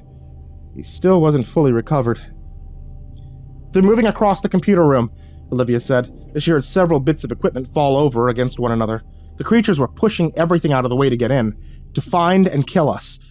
Behind me, the radio crackled to life, making me jump a little. "Has anyone gone to the computer room yet?" Caleb said in between bits of static. I swallowed hard and looked towards the ceiling where the creatures continued to rattle around, blindly searching for the next exit. "There's a bit of a problem," I muttered over the walkie. "Well, we're kind of pinned down here. Once that second breaker gets switched off, we can restart the system," Caleb said irritably. "Roger that," Olivia said, passing the radio to Natalie, and then taking one of the guns still lying about, along with one of the crates. "Come on, Pruitt," she ordered. I nodded dumbly, gripping the rifle and following the stream of light her flashlight cast on the narrow corridor. Above us, every move we made was mimicked by the monsters, their sounds growing louder as Olivia cocked the gun, and we turned the corner. Jim was right there, having successfully barricaded the stairwell. "That should hold him," he said triumphantly, but his voice was short-lived as I realized that was exactly where we needed to go. "Move aside, Lassiter, we're going through," the younger Kearney demanded. Jim's eyes widened as we heard the shrieks continue. "Liv, you go up there, it's suicide," he argued. "Dad's downstairs. We got hostiles on all sides. If we don't get the signal up and running, we're dead anyways." She countered and shoved in the C4. "We're going up there. If anything besides us comes back, blow 'em to hell," she growled. Lasher was too awestruck to argue as we made it past the barrier, and I cocked my gun. Olivia listened for a moment as the creature scurried to another part of the room. "The breaker's on the left side, right past the fire extinguisher." She paused, reaching for the handle. "You ready, Dylan?" I nodded, too scared to even say a word. The door popped open and the two of us walked in with guns at our shoulders. The room was bizarrely quiet. A few gentle noises came from the west, and I shot a flashlight to see if the monsters were coming. They were too smart. They were waiting for us. "Come on," Olivia said, keeping our back to the door as we moved up the long stretch between two rows of equipment. And then there was a scream. I cast my light to the ceiling and saw one of the men twist his neck towards me before pouncing down. Kearney shot him to Kingdom Come. But just as his body crumpled to the floor, 3 more men took his place. I pushed back the opposite direction as they crawled towards me, mouths agape and an angry growl resounding throughout the room. Before I knew what was happening, I was firing, picking them off one by one. One of the larger consoles toppled over as we passed by, and Olivia gave a sharp nod towards where the fire extinguisher was hanging. "Think you can make it?" she said as she quickly reloaded. The blind creatures were scrambling over their fallen comrades, bone and blood splashing everywhere as they tried to attack. I leapt over the fallen console, my eyes set straight on the breaker. 2 more larger women were blocking my path. Their skin was barely clinging to their bodies as they screamed towards me. I lifted my rifle to fire, but another male attacked from behind. He pushed me to the floor, and a long tube-like tongue slid out of his mouth. Another blast ricocheted across his skull, and he toppled over with a scream. As Olivia helped me up, I snagged the extinguisher as I saw more of the creatures moving towards us from the east. Pulling the pin, I aimed for them and fired. The mist spreading out to give us a few more extra moments. The people stopped and shrieked louder, clearly angered by the device. Olivia was almost to the breaker. Then another console toppled over and pinned her down. "You hurt?" I shouted. "Just switch it on and off," she insisted. From the mist came something that made me freeze in my tracks. The people had started to conjoin together and form something that resembled a human ladder. Their mouths were stretching open and gripping the sagging flesh together as the large, fleshy creature skittered over the turned-over console, towering over me like a bear. Several of their arms stretched open the amalgamation of flesh, revealing massive pincers that moved forward to me to crush my body like a twig. I pressed my back against the wall and pulled down on the breaker, knowing that if I died, at least the others would be spared. And then from the darkness came a spark of light. Something glimmered in the shadows, and I saw it move straight towards the creature's torso, and then I heard a voice. "Get down!" I didn't hesitate. I jumped to the floor as the creature let out another cry and then blew up from the inside out, as the innards of the bizarre monster splashed across the stained brick. A figure emerged from the shadows. "Jim!" Olivia said as she got back to her feet. He looked at the disheveled mess of flesh and muttered, "Got tired of waiting." Olivia gave him a laugh and then muttered, "We need to get back downstairs." We went down carefully, listening as the other creatures tried in vain to find another way in. "I'll stay behind. Give the word over the intercom and I can throw the switch," Jim told us. Kenny's daughter gave him a rifle. We left the way we came in. Once in the control room, Olivia was able to give the word to radio her dad, when we both noticed that Martin was nowhere to be seen. Natalie was in tears, gripping a chair, as we went down the short flight of stairs. "What's going on?" "Where's Martin?" I asked, as Olivia snatched the radio and called to the basement. "Dad, we're ready when you are," she said. I focused my attention on Natalie. "Natalie, look at me." "Where is Martin?" He said that it wouldn't stop because they were after him. Even with the signal up, he said this was the only way," the blonde girl said. A second later, Olivia gave the word over the intercom, and we watched as the power came back on. My eyes scrambled to the monitors. I didn't see the cameraman anywhere inside the building. He's on the roof, I realized. I rushed back to the stairs, calling out to Olivia, "Start the broadcast, I'm gonna stop him." I don't think I've ever ran that fast in my whole life. The sky was still storming as I reached the exit. Spotted Martin looking towards the edge in a rain smock. I moved to leave the stairwell, but one drop of rain nearly caused my arm to swell up. "Martin!" I screamed, desperate to get his attention. He turned towards me, the storm howling louder as the broadcast tower came to life. Channel 46 was back on the air. "Get back inside, Pruitt," Martin declared. "Not without you," I insisted. I didn't care about the dangerous rain. I stepped out and I cursed solely as the burning storm hit my arms and neck. "Damn it, Dylan! Go back! Don't you see this ain't gonna stop?" he said. I scrambled to find cover looking over the edge. Most of the townsfolk were paralyzed, but there were a dozen or so larger men that were still trying to reach the station. "They want me. I'm a part of it now," he explained softly, as the storm raged on. "The hell are you talking about?" I screamed. "This is how it has to be," Martin said, taking a step towards the precipice. "Tell Natalie." I could see his eyes glaze over as he struggled to find the words. Tell her I'm sorry. Martin!" But it was too late. He went over the edge against the roar of more thunder.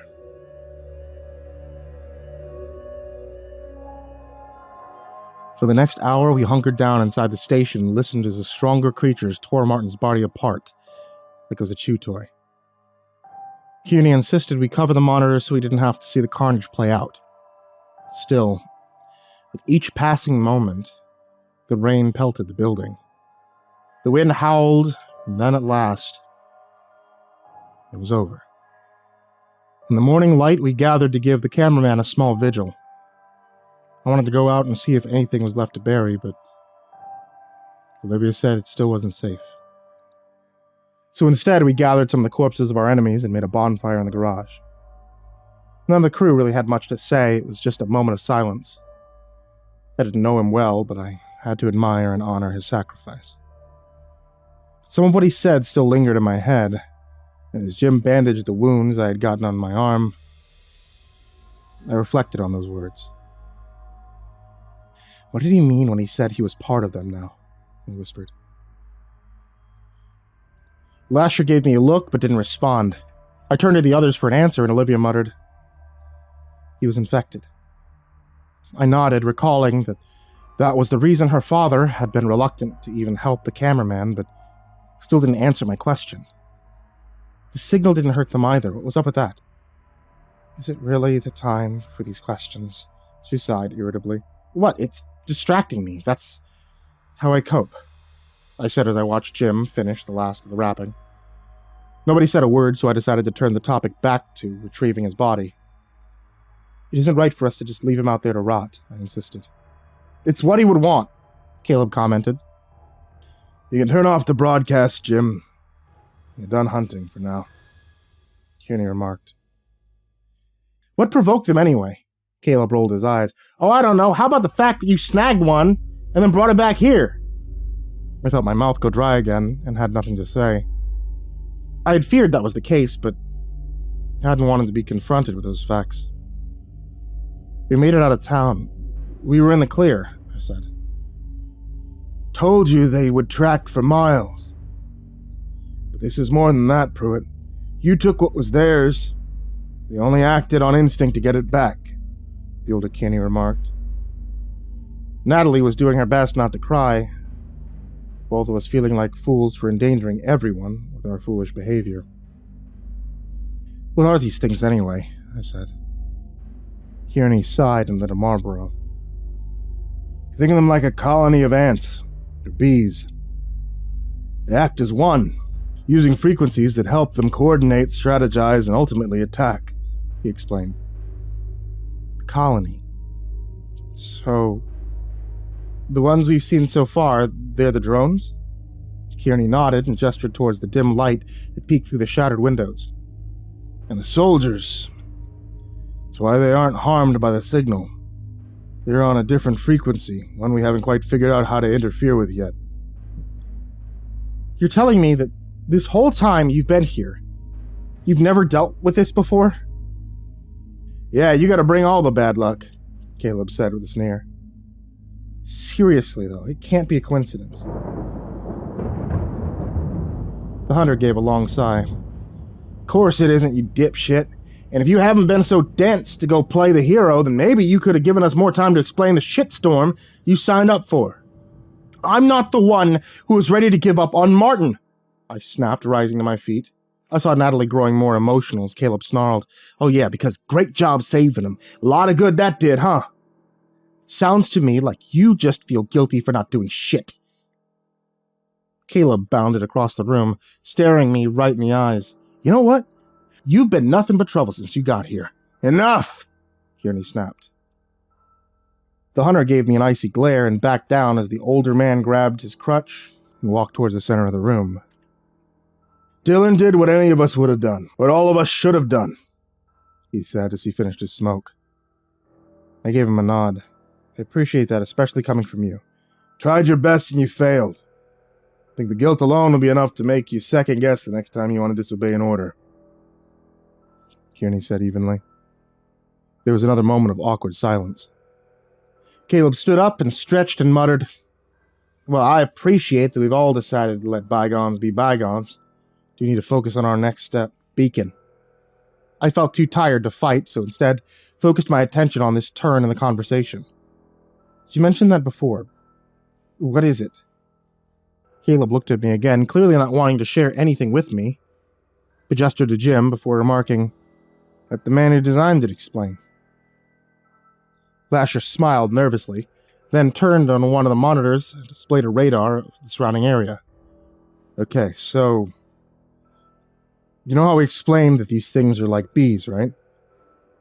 Well, a while back, Martin and I theorized that maybe if we build a type of transponder, we could mess with their signal, control the way they move. Well, the beacon was exactly that. We built it to send out a matching signal to one that we recorded whenever storms rolled in, and if these past few days have been any indicator, it looks like it's working and the storms are becoming more frequent." Wait, hold on. I don't understand. Are you saying that you actually want the storms to come here? "We've been tracking them for years, Pruitt. Monitored their patterns and determined how they operate.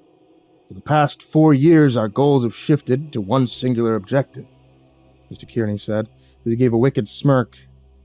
"Find out where they originate from, and knock out the colony." It took me a moment to process all of what they had just said. I sat down on the back end of the weather van.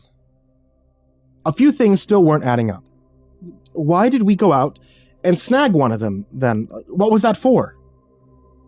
"The beacon can only transmit one way," Jim explained, and when he saw my confused expression, he grabbed some paper and cleared off one of the desks. "Okay, so imagine that this coffee cup is us, okay?" He said as he grabbed a few other items nearby. "Now this donut here is the transponder, sending out a signal, causing the storm to form one cohesive and predictable pattern." He paused, drawing a ring around the two objects. "So in order for us to receive that message, you would need something to coordinate with, which is where the probe came in.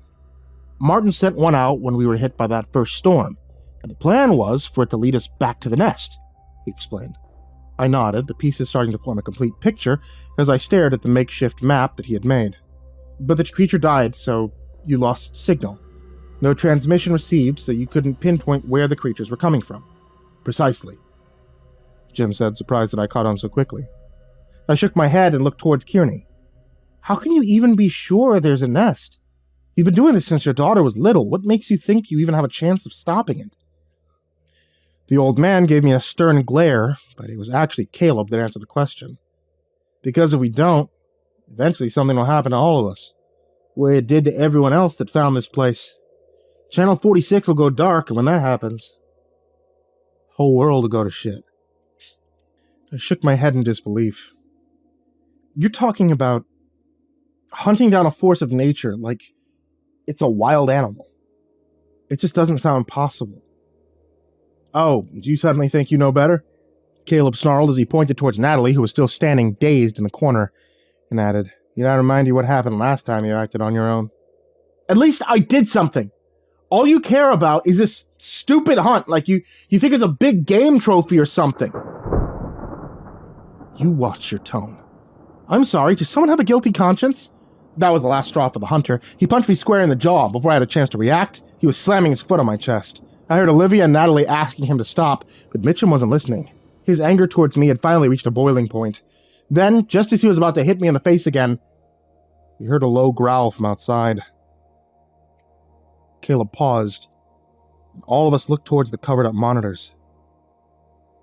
"They're still out there," Natalie said nervously. "Move the blankets, Jim, let's see," Kearney instructed, as Olivia helped me off the ground. All of us watched in stunned silence at one of the exterior monitors when we saw what remained of Martin's body. The drones had torn off both of his arms and devoured the majority of his chest cavity, but most of his face was still hanging on along with the other vital organs, just snagging off the side like discarded trash. Natalie held her mouth and screamed softly as we saw something move in the tree line. It was one of the monsters. It had discarded its human flesh and stretched itself to full size, towering over Martin's body like a bear. In another moment, it used its long pincers to drag his body into the woods, leaving the forest floor empty at last.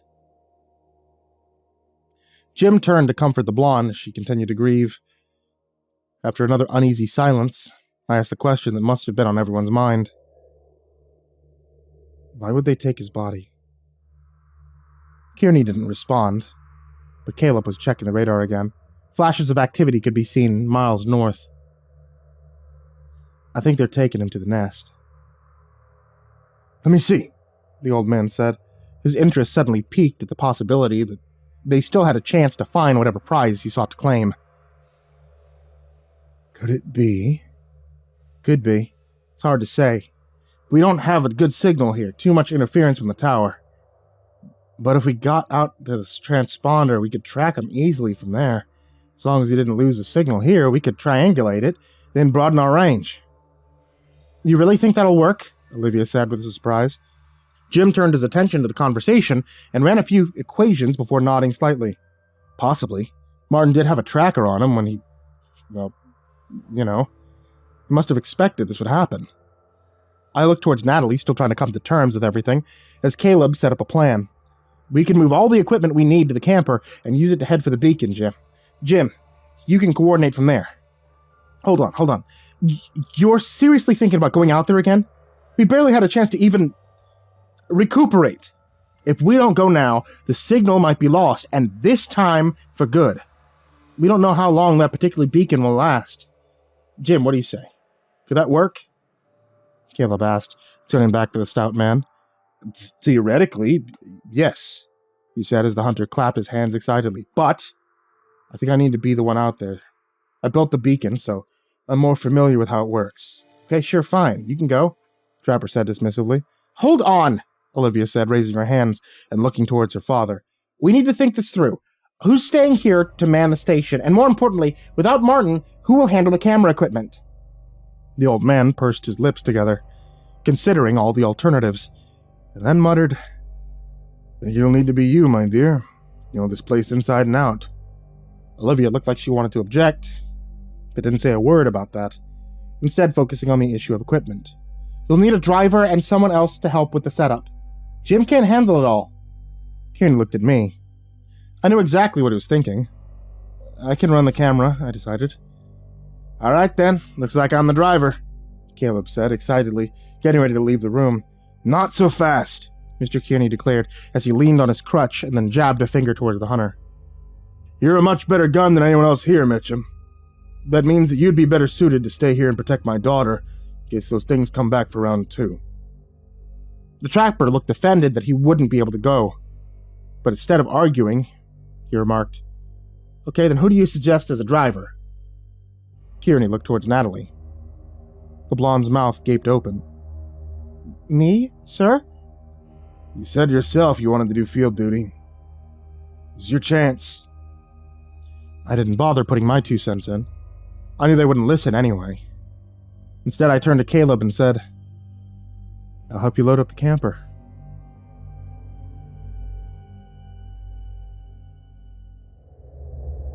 Driving out of Emerald Bay the second time for a storm chase felt so much different than before, given all that I now understood, especially when it came to the people who I now worked with. Natalie was at the wheel, her trim figure looking so minuscule against the bulky frame, and yet I had seen quite recently just what sort of fighter she was. In the back, Jim Lasher was watching the monitors, his eyes dashing back and forth between screens to get a better idea of where we were headed. To think of how many times he had been through this, and yet still always wanted more. Then there was Kearney.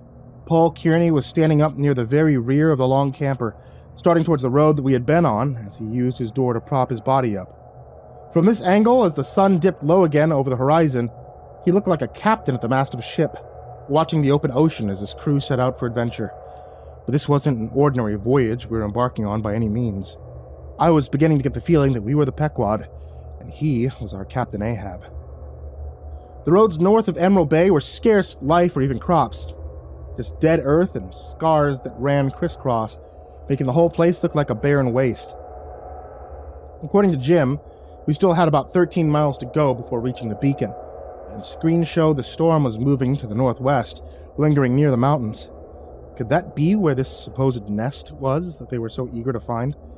I didn't know what to make of any of it. From Natalie's tense expression, it seemed clear she was nervous too. Is your first time out here? I asked her as I came back from the minibar, offering her warm coffee. She yawned and took it before saying, No, actually my second. The first didn't go very well. I placed my beverage down in the cup holder, apologizing quickly. Sorry, I didn't know. It was a winter storm. Strong southeast winds moving across the state line that Mr. Kearney wanted to track. I wanted to prove that I was valuable for more than just crunching numbers, she said as she looked into the horizon distantly. I didn't say a word, listening as she recounted the experience. Back then it was me, Nick, Caleb, and of course the boss. We were in high spirits because Jim had just managed to figure out how to build a probe. It was time to go and test it on a live storm. The radar picked up some fluctuations, so we went without hesitation. She clutched the wheel nervously. It was actually thanks to my astronomy that the probe even worked at all. I worked side by side with Jim. The math was perfect. Everything should have been perfect. I looked towards the road. The realization of what happened dawned on me. Nick died, didn't he? The storm was too strong. Calculations were off. We couldn't stand up against it, Natalie said as she reflected on the event with a glazed look in her eye. Mr. Kearney, he insisted we push forward. He refused to believe we could fail. I thought back to the chase a few days ago where Martin had been hurt, and how Paul had acted similarly. Was he really so blind to this pursuit that he was willing to risk anything and everything for the sake of the hunt? I'm sorry. I shouldn't have brought it up, I admitted. It's right after that Martin and I got close. He told me there was nothing I could have done for Nick. She paused and looked towards me. I guess that's just a forecast for our whole relationship, huh? I leaned over and sipped some of the coffee. What made you decide to stay? I guess the mystery of it all. What the storm is. Maybe a part of me wanted to fight back after what happened with Nick. Mostly it was Mr. Kearney, though. He was insistent that my concepts for the probe were spot on. With more work, it could have been perfected. She gestured towards the sky, adding, 6 months later, it looks like maybe he was right. She laughed nervously as we kept driving, and I glanced back towards the rear of the camper where our boss stood. What do you think is keeping him here, then? I mean, why is he doing this? Natalie looked me dead in the eye. Isn't it obvious? Revenge. I nodded, realizing she had come to the same conclusion as me. The storm had taken what he cared for most. I just hope that hasn't transformed into blind rage, I said softly. Neither of us said a word for a long time as we passed the next stretch of road and spotted something off in the distance. I leaned forward, seeing a glint of sunlight reflect off the object, and Natalie remarked, That's the beacon, I think. I banged on the back of the camper to get the others' attention. Kearney and Jim came up front as Natalie slowed the camper down. Good work. Looks like she's still intact, the old man said. Natalie pulled the camper alongside the highway and turned off the engine, as Jim and I started to gather extension cords to reach the device. I'm surprised no one bothered out here, I said, as we lugged the long cables over the grass. Not many people use the old roads. Lots of ghost towns out here, Jim mused as he opened the paneling on the side of the cylinder and punched in an activation code. I looked about the barren land, spotting a few mountains off the south. But besides that, he was correct. There wasn't a sign of civilization for miles. Come on, work, dagnabbit, Lasher said, smacking the beacon on the side. Problem? Kearney asked as he gingerly walked over. Says it's connecting, but I'm not picking up anything. Should be right on top of us, actually, Jim admitted in confusion as he looked up. There wasn't a cloud to be seen. Nothing but clear skies. You got the coordinates right, and you're patching into home base?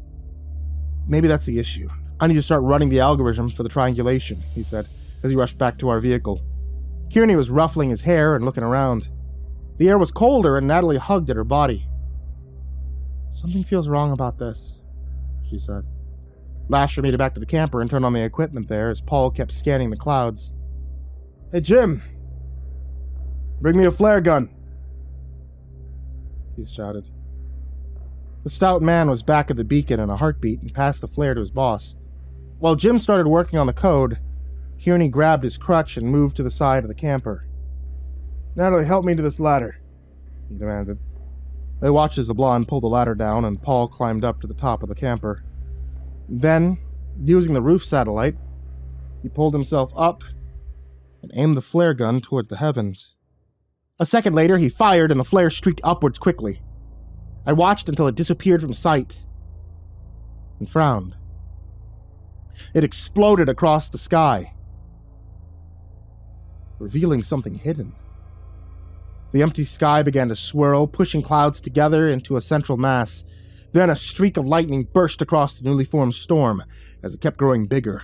Jim hit the monitor again and again. "I'm picking up something now, but it's gonna take a minute to transmit." I kept looking at the swirling clouds as they got darker and darker and the wind picked up. "I don't think we've got that long." A low, deep noise boomed from the storm. It sounded like the waking of a mighty beast. Then, as I watched with morbid fascination, the clouds seemed to form the shape of an eye. "I think we need to go," Natalie realized as she saw it. Meanwhile, Paul was smiling, but when he noticed our distraction, he called out, "Dylan! Natalie, don't look directly at it!" I rushed up the ladder and shouted back, "Sir, we need to move, and I mean now!" The equipment in the van was already registering wind bursts up to 33 miles an hour. Lightning crashed down, only about 30 feet from the beacon, and Jim held his chest, frightened at the close proximity. He quickly detached a flash drive from the device and rushed to the camper, muttering, "I'll compile it on the road." Paul was climbing down from the roof as the roars from the storm grew louder. Then the funnel began to form. It was larger than before, at least the size of an F3. The camper was rocking before it even touched the ground. "Get in," I said as I helped Mr. Kearney inside. Once the doors were shut, Natalie wasted no time pulling into the driveway. "Dylan, the camera. It's the only way we can monitor that thing without it hurting us," Paul told me. The twister hit the ground on the east side with a reverberating crash. With the speeds rising over 90 miles an hour on the equipment scans, it could easily become an F4. "Shit," Jim muttered as I moved to the rear and got the camera ready. The back of the camper also doubled as the equipment carrier for the heavy camera, so setting it up wasn't difficult even as Natalie picked up speed. I turned the lens towards where we had come from and watched as the massive tornado devastated the flatlands. "Things moving pretty fast," I said, watching it rip past us on the horizon. Our equipment now rose to 150 wind speed from this distance. The storm pushed its way past us, striking against a body of water right off of view, and I checked the maps. "We need to turn around." "Are you crazy? It's intercepting us," I said as the funnel was moving towards a bridge that we would have to cross. "We're not gonna make it," Lasher agreed. Natalie pushed the camper to its limits, but it wasn't enough. Almost 2,000 yards away, the mighty twister smashed the bridge apart like it was nothing. Concrete and slabs of pavement flew up into the restless cyclone in a matter of seconds. Natalie slammed on the brakes and turned the wheel as sharp as she could, our tires skidding and avoiding some of the debris as we moved towards the side of the river. I held the camera steadily and heard the storm roar louder as more massive chunks of stone and cement flew past us. One of the windows in the back shattered and our vehicle barely made the U-turn, but somehow Natalie managed to keep all four wheels from lifting off the ground. "Bloody hell," Jim said as he hung on for dear life. Soon we were speeding down the highway in the opposite direction. The storm was not far behind. At this point, our equipment couldn't even register the top speeds that it was reaching, but it had to be over 200 miles an hour. Kearney quickly scrambled for a map. "We need to find shelter," he muttered. From behind us, the inhuman shrieks began to rumble across the sky, and I watched several of the creatures burst out of the tornado and fly across the heavens. The whole sky was alive with the storm's fury as I kept recording. I briefly glanced away from the lens to get a better look with my own eyes, only to find myself covering them, as a direct glance was like staring at the sun. It hurt so much I had to turn away and cuss profusely. It took a few seconds for my eyes to refocus. "Nobody ever listens," Paul quipped as our own pedometer reached 77 miles an hour. "That thing's catching up," Jim said to our frantic driver. "I can't go any faster," Natalie screamed frantically. The storm was almost on top of us. This chase had now become a hunt, and we were the prey. "Here, it's an old train yard. They probably have some well-fortified bunkers there, enough to even withstand this," Kearney said, pressing the map to the dashboard. Natalie's eyes darted back and forth between the chart and the road as she struggled to keep from losing control. "Can we make it there?" she asked. Before Paul could answer, one of the creatures latched onto the roof of our camper, causing the whole vehicle to shake. Hell," Jim muttered, grabbing the flare gun and then shoving the roof hatch open. He aimed it towards the creature's abdomen and let it rocket straight through the beast. It exploded in fire and the creature shrieked again as it fell, colliding against the side of the camper as he turned a sharp corner onto a dirt road. Dust and more debris kept spinning in the air as the twister took a shortcut, smashing up farmland. I could see the train yard that Paul had mentioned about 13 meters away, but the twister was picking up speed. There was a long stretch of tracks about the road where I saw an old freight train sitting. The cyclone was almost on top of it. Come on, come on. But it was too late. I knew it. The train didn't stand a chance. As the massive storm hit it, it was flung like a tinker toy. Natalie swerved right as she saw the metal and gears fly about chaotically. The air pushed around us. The camper crunched as it went over a part of the tracks and into the yard. The train hit the back of our vehicle and sent us up in the air. Natalie lost control. I held my breath and watched as we spun through the air. Equipment crashed down around us. The window shattered. Mr. Kearney bashed his head against one of the counters. And Natalie screamed. And then the world went black.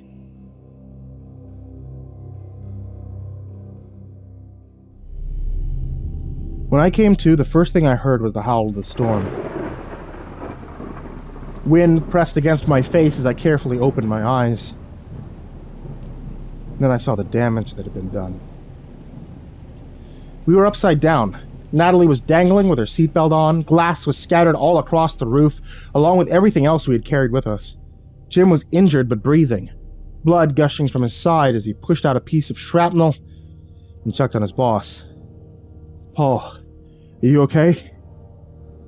"Paul," Lasher said as he checked the old man's pulse and head.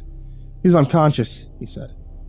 I crawled slowly across the broken glass to where Natalie was at. The whole front window had burst open and more dust and debris was being pushed in towards us by the second.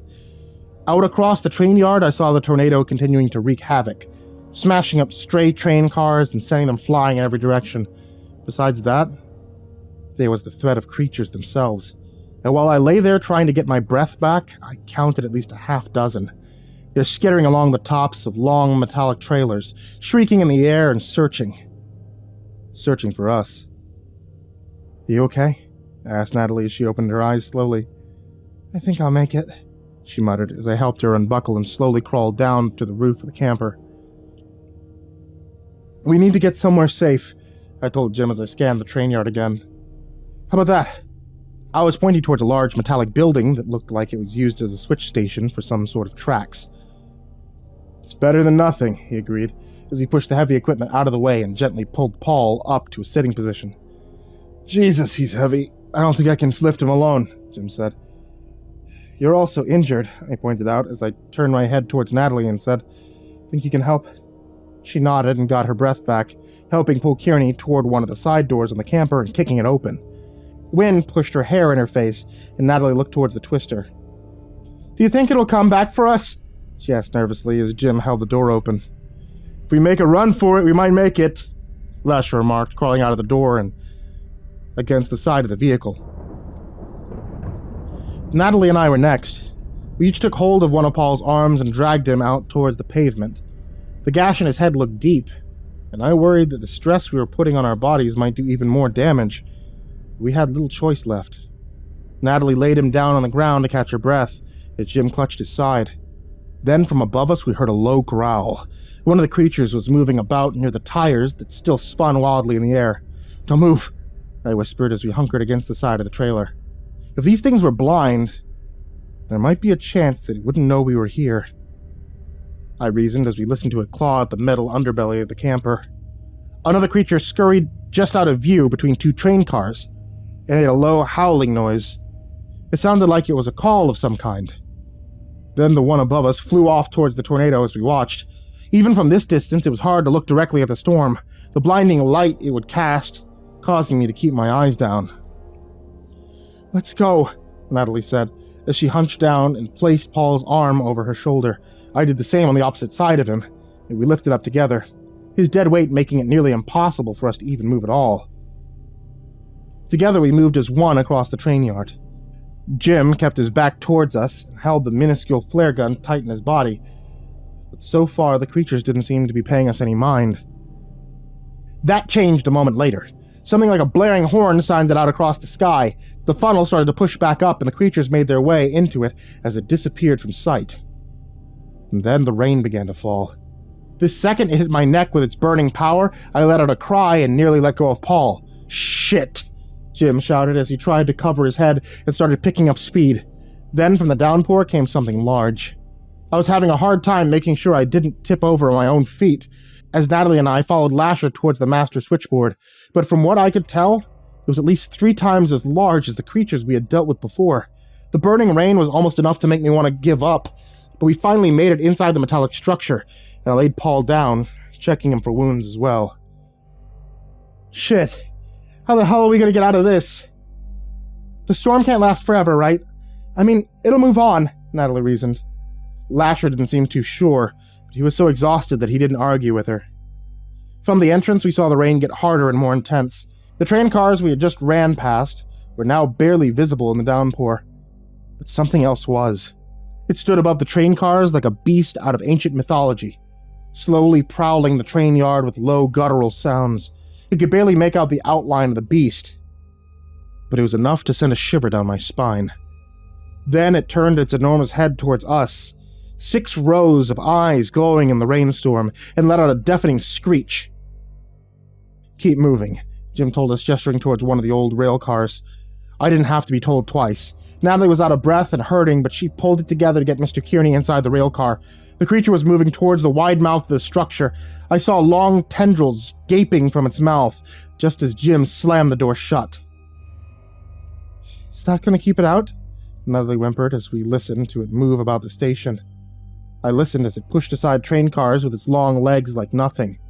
In the tiny slots that were cut in the train car, I could see its scaly back looming by. Was it hunting for us?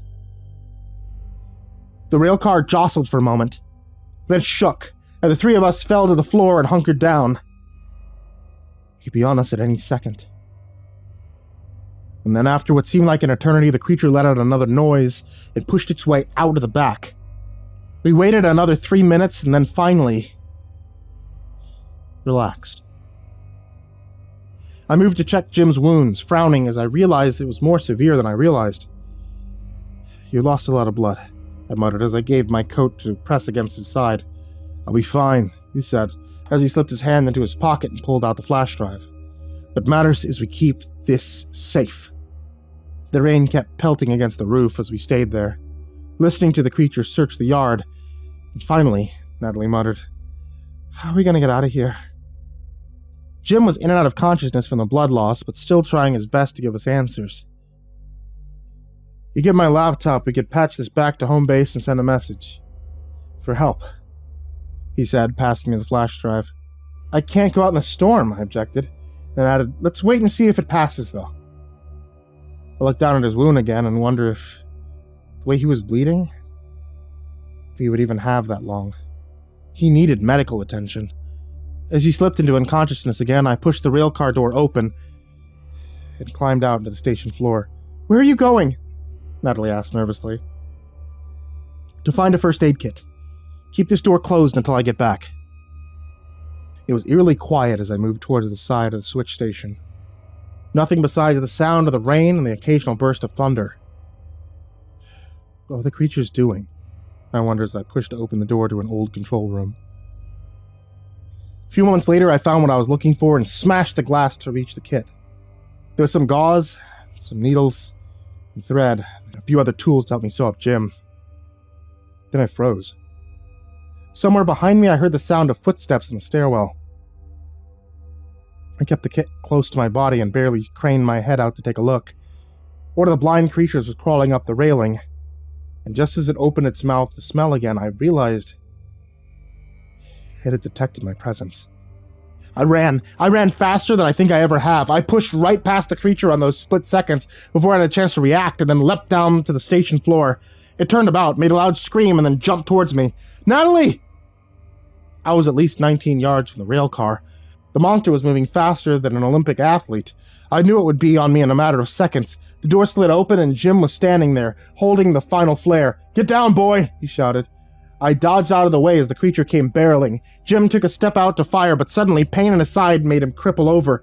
In a second, the creature was on top of him, and the gun fell to the floor with a soft skitter.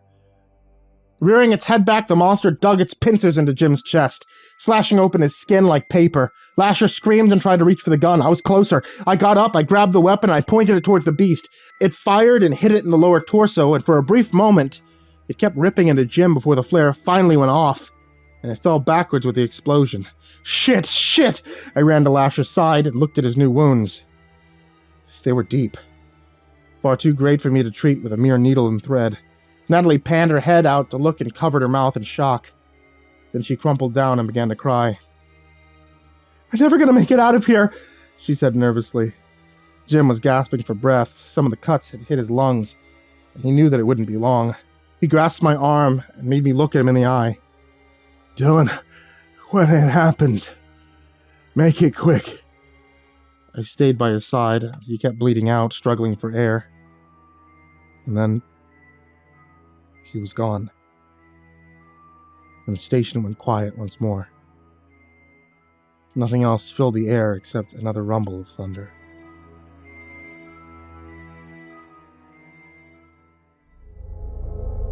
"3 hours passed, and the storm raged on.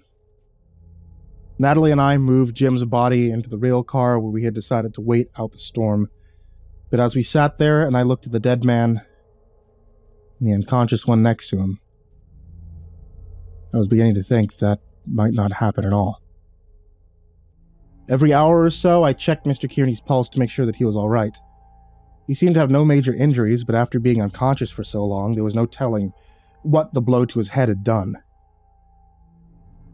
"I think we need a radio for help," Natalie said after another roar of thunder crashed across the sky. The only way we would be able to was to reach Jim's laptop. And that's in the trailer, remember? "Those things are going to find us eventually." "We have to do something," she insisted. I know, I said, and trembled as the cold air pushed in again. It was luck alone that we had kept alive, but revealing ourselves now guaranteed the creatures would react. There was only one chance to make it out. "Fine. Let's do it," I decided as I moved towards Jim's body. Despite the fact that I felt wrong violating a corpse, I knew for us to make it through the rain, we would need cover. The burns we had experienced from the storm already were enough to cause mild scarring on my exposed hands. Any worse, and I wouldn't be fit to help anyone, I thought. I carefully took Jim's coat off and used it to drape over my shoulders. Natalie had a hard time not weeping again as we stared at the man that had tried so hard to save us. "Do you even think we stand a chance?" she said as I pushed the rail car door open. I didn't bother responding. It'd be pointless to give her false hope. Outside, a crash of thunder made me jump, and I hunkered down near the wide door to stare towards the overturned camper. It was probably only 30 feet away. "I need you to act as lookout," I told Natalie. She nodded and placed her back against the massive metal door as I kept Jim's ragged coat wrapped around my head. The wind seemed to pick up the second I stepped out in the torrential storm. It was so hard to even see the area around me, but I kept my eyes straight ahead. Even when I heard another of the beasts howl amidst the thunder, I didn't waver. I found the door we loosened earlier and shimmied inside on my belly. Once inside, I pulled my body up to a crouched position and looked about. Jim's laptop was turned over amidst the other debris. Just as I reached for it, I heard the hiss of a creature from above. I hunkered down again as it clawed at the tires above my head and slowly pulled the laptop over me. I stayed as perfectly still as I could as the creature searched for me, and as I lay there, I felt the temperature change. The rain began to lighten and the sky cleared. Was the storm past? I didn't hear any noises from above, so I decided to take a chance and crawl back out. A gentle drip of gasoline glistened on the side of the camper. It got a little bit on me as I climbed out and looked up. That's when I realized the storm was waiting. A rush of air pushed its way back down to the train yard. I heard Natalie yell in the distance as the funnel hit the ground, flinging debris towards me. I was struck with such force that it knocked me off my feet. I fell right down next to the puddle of gasoline that had formed next to the camper. A crazy idea formed in my head as the tornado moved straight towards me. Getting back to my feet, I moved to the rear of the camper where we packed our auxiliary gear and flung open the door. Another pile of trash collapsed at my feet. I pushed aside the papers and found Mr. Kearney's personal backpack as the storm grew closer. I felt the camper beginning to move, said a prayer. My one shot was about to slip away. At last I found it. Paul's cigarette lighter. Quickly, I lit a flame and moved towards the trail of gasoline. I snatched the laptop up and hollered towards the twister. From within its mighty frame, a booming growl came back. The funnel turned towards me, pushed straight towards the camper. I didn't waste another second. I tossed the lighter towards the gas and watched as the flames spread towards the camper. As I ran for cover near some of the scattered debris, the whole vehicle went up in flames. At the same time, the tornado smashed against the hood of the camper, and immediately the flames jumped onto the twister and I heard a howl of pain. It didn't take long before the entire funnel was sucking up the fire and spreading it into the core of the storm. Natalie came running to my side as I stood mesmerized by the tornado. Then, at her urging, we pulled back to the makeshift bunker. A few moments later, the cyclone was completely gone. My crazy plan had somehow managed to hurt the damn thing. I let out a sigh of relief and checked Jim's laptop, even more excited to see that it had still withstood the whole ordeal. I started up the system as we returned to the rail car. Evening was starting to fall across the land as I finished uploading the flash drive to his program. Son of a bitch, this isn't going to work, I said as I watched the upload slow down. It's the metal roof. Upsets the signal, Natalie said, grabbing the laptop and gesturing for me to follow out into the open air. About 13 minutes later, I was patched through to the station. Natalie let out a squeal of delight as I sent out our location to Caleb and Olivia. After that, I checked the radar and watched as the storm moved to the northeast. It's moving towards the mountains, I realized as I watched its speed increase. Where could it possibly be going? Do you think you actually heard it? Natalie whispered. I didn't know what to say to that. It seemed unreal to consider that we even stood a chance against something that powerful. Instead of focusing on that problem, I decided to address a different one. You know a thing or two about astronomy, right? Natalie nodded, and I gestured to the night sky that was forming around us. Maybe I'm seeing things, but does it seem like some of these constellations aren't right? She squinted and looked up. And just as she was about to make a statement, we heard the most bizarre noise come from within our shelter. It was so inhuman that it caused both of us to jump. I turned about, and Natalie said nervously, "Did one of those things stay behind?" "Stay behind me," I ordered. And we moved towards the entrance and found an old steel pipe. And that was when I realized the noise was coming from the same rail car where we had been hiding earlier. "Paul!" I called out and passed the laptop to her, running up to the door to the car. What I saw next defied all explanation. Jim's body was convulsing, twisting on the floor like a rag doll. Something was crawling its way out of his mouth. It resembled this spidery web of slime, and it latched onto his body to cover his face with a coat of brown skin that sealed his dead eyes closed. His legs and arms bent over awkwardly to form a sort of distorted crab-like appearance as I watched. Then the tendrils began to slide their way down his skin, fusing his body parts together to create a tough exoskeleton. All the while, the sounds emanating from his corpse were enough to send a cold chill through my whole body. Behind him, I saw Mr. Kearney stir. It was probably the most inconvenient time for the old man to finally come to, but there was nothing I could do to stop him from seeing what was happening. Paul pushed his body back against the wall of the rail car as Jim continued to twist and reform. His skin and muscle now being stretched to its limits. Mr. Kearney caught sight of me and slowly crawled over to where I was at for help to break free, trying his best to keep his eyes from being distracted by the horrors that were happening to his friend. I didn't hesitate to grab Kearney by the arm and pull him out of the rail car. Then I slammed the door shut and began to jam the metal rod into the handle. Anything to keep this monstrous corpse from breaking free. Natalie was standing close by, listening to the screams that sounded so much like the man she had known for the past 6 months. I helped Kearney get away from the car as Jim's body started to ram against the side, desperate to be out of the confined space. "Help me," I asked Natalie, since the old man didn't have his crutch. In another moment, the latch was free. I couldn't help but look back. The gray matter was forming scales down Jim's legs and chest, long, stretching sinew and sharp bones, pushing out at all angles as the transformation was complete. We all started to run. Out in the open air, I checked the horizon to see if there was anywhere to hide, but most of the other cars had been devastated by the tornado. The creature that had taken control of Jim's body was bounding towards us faster than a cheetah. Then, from somewhere off in the distance, I heard the sound of an engine. We helped Kearney get to the closest overturned trailer for cover, and I spotted a yellow weather van driving up at top speed. Caleb! Olivia! I realized with excitement rushing over me. The creature was almost on top of us, but they were faster. The van slammed hard against it, sending it flying as it hit their brakes. Caleb jumped out, guns blazing, as he looked towards the monster. Wait, wait! Natalie begged him with tears in her eyes as he walked over to the wounded beast. It's Jim, she explained. I could tell the statement shocked Caleb as much as it did us, as he stared down at the dying monster. I thought I saw sadness in the monster's eyes and hesitation. But then the hunter made a decision, pointed his pistol towards its skull and opened fire. He didn't stop until his bullets were gone. Olivia was at my side a moment later, checking her father for injuries. How did you get here so quickly? I just sent out a signal like an hour ago, I asked. We were in the area. Sorry, Dad, but I just knew something was wrong when you didn't phone in. You left the station unmanned? Her father asked, a panic look in his eyes.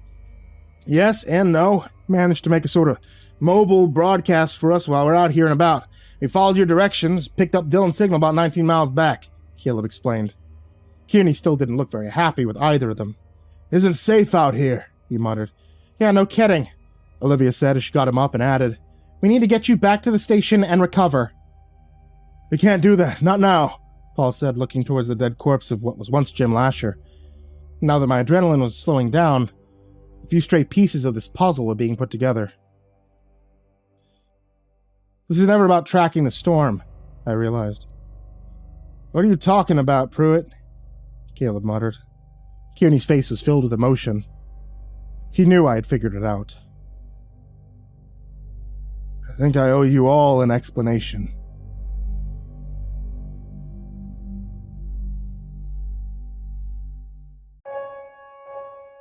We got out in the open and decided to take up the conversation on the road north. Paul insisted that he would explain everything once we were safe, and after 20 minutes of driving, I decided we had waited long enough. Well, I think this is a good resting spot. It's getting dark, I suggested as we turned on the roads towards the mountains. The storm was hovering over the forest in front of us, swirling and growling on the horizon. At least a dozen of those demons could be seen with each clap of thunder. We can keep going, Kearney insisted. I sighed, my patience having grown thin. Look, I've tried to wait. I really have. But this is getting old. Enough is enough. Either you tell me the story, or I'll just come out and say it, I warned. What is he talking about? Natalie asked. Olivia shared a good long glance at her dad before squeezing his hand and saying, There's no need to hide anything anymore. They've proven themselves more than capable to handle themselves. Paul smiled at his daughter and sighed. The creatures we've encountered so far in this mighty storm, they don't come from out of some hellhole. They come from right here. From people like you and me, Kearney said with a sigh. Natalie shook, the truth hitting her like a ton of bricks. That's what Martin meant, isn't it? He would become part of those things? She said, her voice cracking. The Kearneys held a long, guilty gaze to confirm it. Why didn't you tell us? Would it make much difference if I had? You've questioned everything that I've done since you got here, Kearney pointed out. I looked towards the two people in front who were remaining quiet. You knew about this, didn't you? Caleb and Olivia didn't make a response. Why would you keep this from us?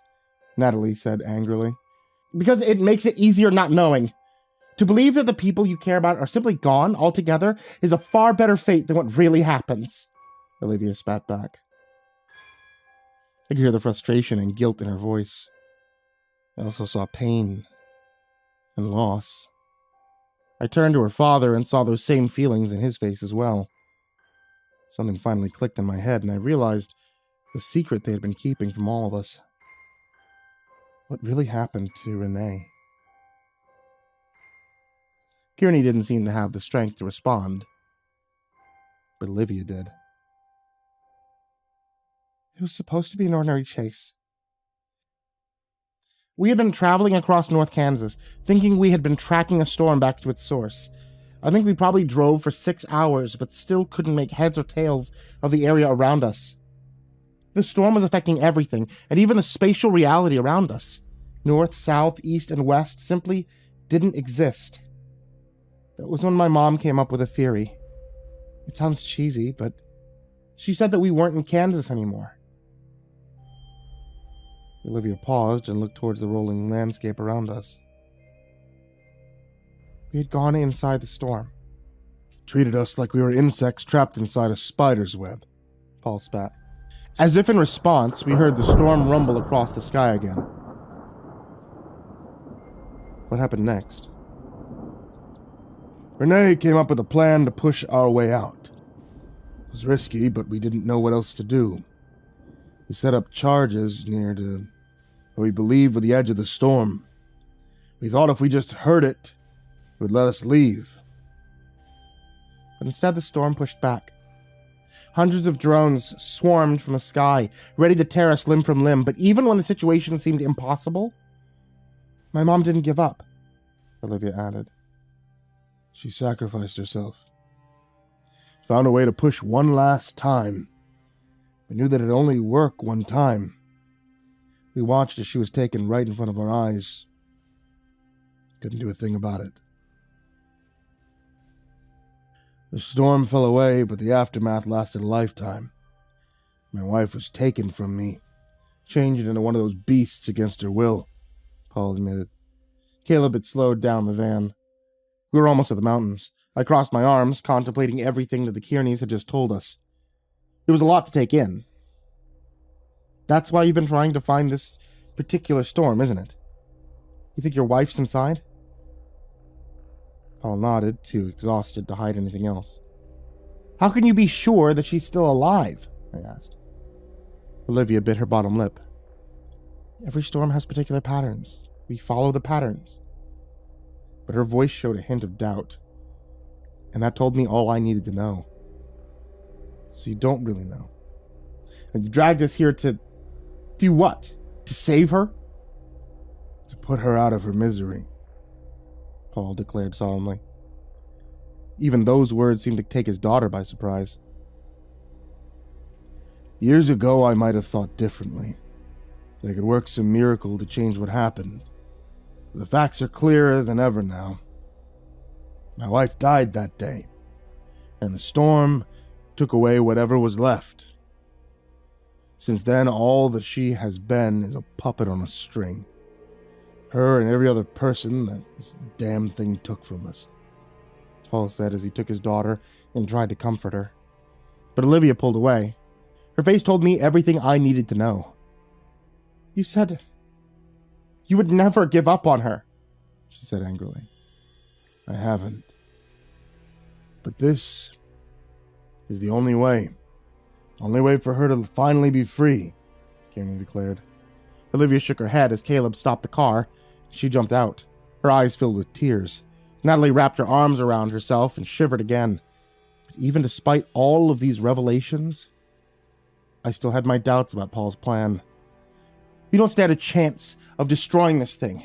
The odds are stacked against us. This is like going up against a god. You saw what happened to the camper, to Jim. We nearly all suffered the same fate. Paul shook his head. You hurt the monster already, Dylan. When I heard what you did to that thing, you restored faith in this plan. I know now we can make it. We can blow the nest back to whatever hell it came from, he decided firmly. I couldn't help but to show the same disgust as Olivia. But my reasons were because I had common sense. Even Natalie was getting upset. You still haven't changed since the day we've met. You're so blinded by revenge that you don't care about anyone else. Oh, you put on a good show. But you don't care about what happened to Jim, or to Martin, or to Nick, or any of the other people that have blindly followed you, she screamed. That isn't true, Kearney said in defense, but it was only half-hearted. Her words had cut him to the core. It was too late. I saw him for the broken man that he was. He would pursue this course to the grave to get his revenge. I need a smoke, I said, stepping out into the open air. It was almost midnight, the only light in the sky coming from the terribly dangerous clouds. Olivia was standing out in the nearby field, staring up at the stars. In the distance, we heard the storm continuing to rumble. She wiped away tears as I joined her. Some team we are, huh? No communication at all. We're no team at all, she laughed. I shrugged and I lit a smoke as she said, You must think that I'm a damn fool for believing that lie for so long. It's not stupid to have hope, I replied, as she passed a cigarette to me. Even false hope? God, how could I have been so stupid?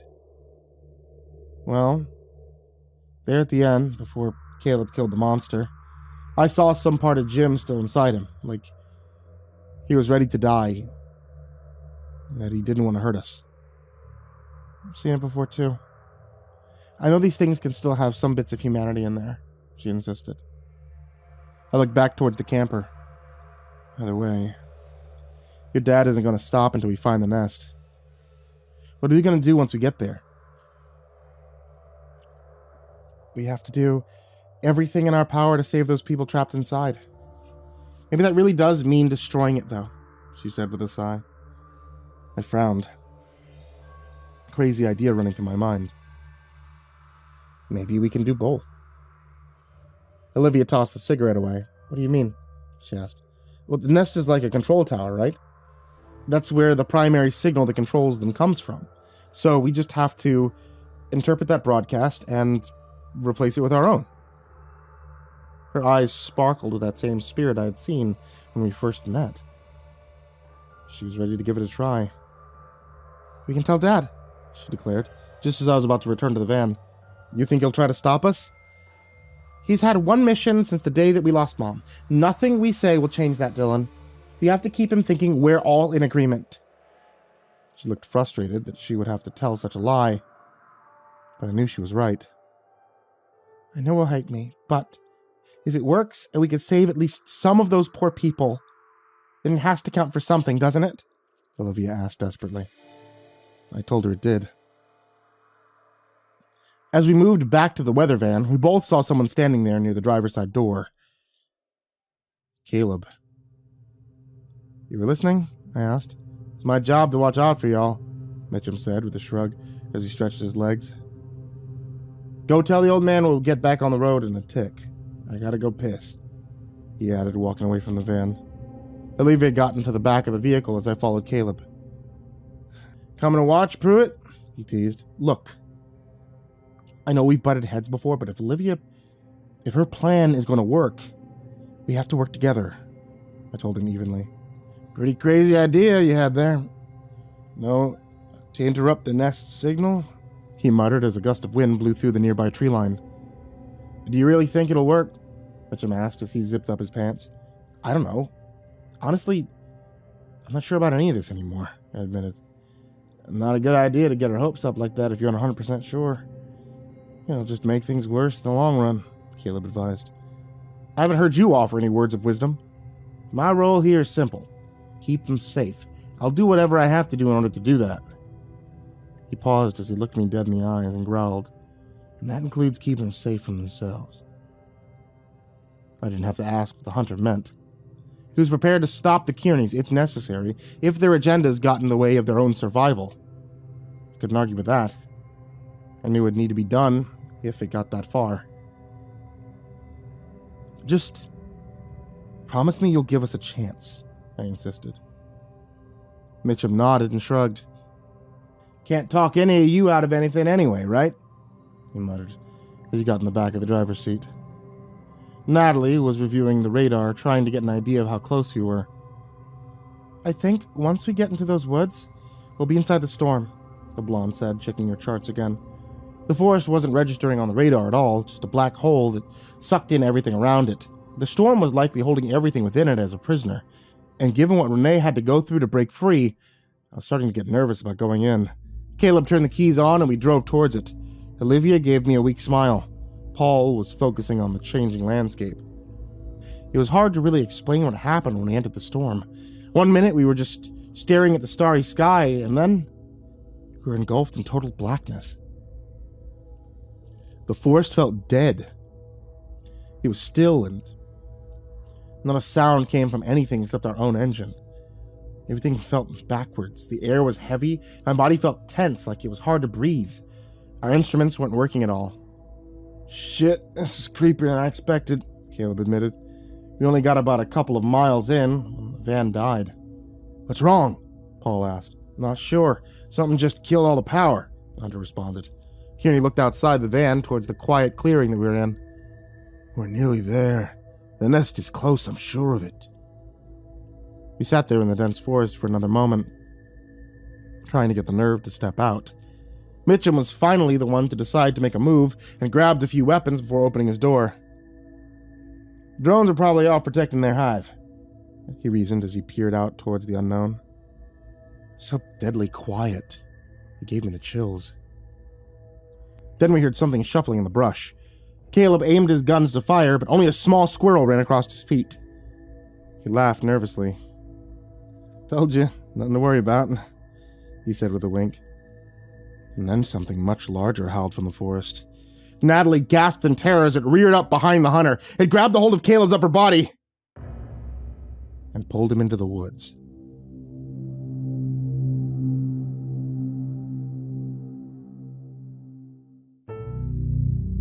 As soon as the creature disappeared from the tree line with Caleb, the forest was silent again. Olivia jumped out of her van, her eyes frantically scanning for any signs of life, as she called out his name. We need to move on foot and do it fast. They've probably taken him to the nest, her father insisted. I helped him out with gathering our gear in one place, making certain I had everything to enact his plan, along with that of his daughters. Caleb's sudden disappearance was enough to keep him distracted. He didn't really pay the extra bits of gear any attention. What the hell is happening? What do they want from us? Natalie screamed anxiously. That was a question that I knew we didn't have time to ask. So once we finished loading up our 2 backpacks, I helped Paul with his crutch and remarked, I know you want to do this yourself, and you've proven that you don't let your disability stop you, but this is going to be different. We're going to be up against monsters larger than life. Think I should echo the words you gave me when I first told you not to take this job, Paul quipped at me as he strapped the rifle to his back. We moved to the spot where Caleb was taken, and Olivia examined the ground, noting the displacement of brush and leaves, and using that to gauge which direction he was dragged in. They haven't killed him. Why haven't they killed him? She muttered as she saw little scratch marks on trees where Caleb had tried to hold on for dear life. Despite the fact that I had never particularly liked the hunter, I felt sorry for him. That was fate worse than death from what Paul and his daughter had described on the drive up. Olivia took the lead, following the small trail up through the mountains. The forest was dense here, and all of us did our best to stay close to one another. But even then, I felt disoriented and lost.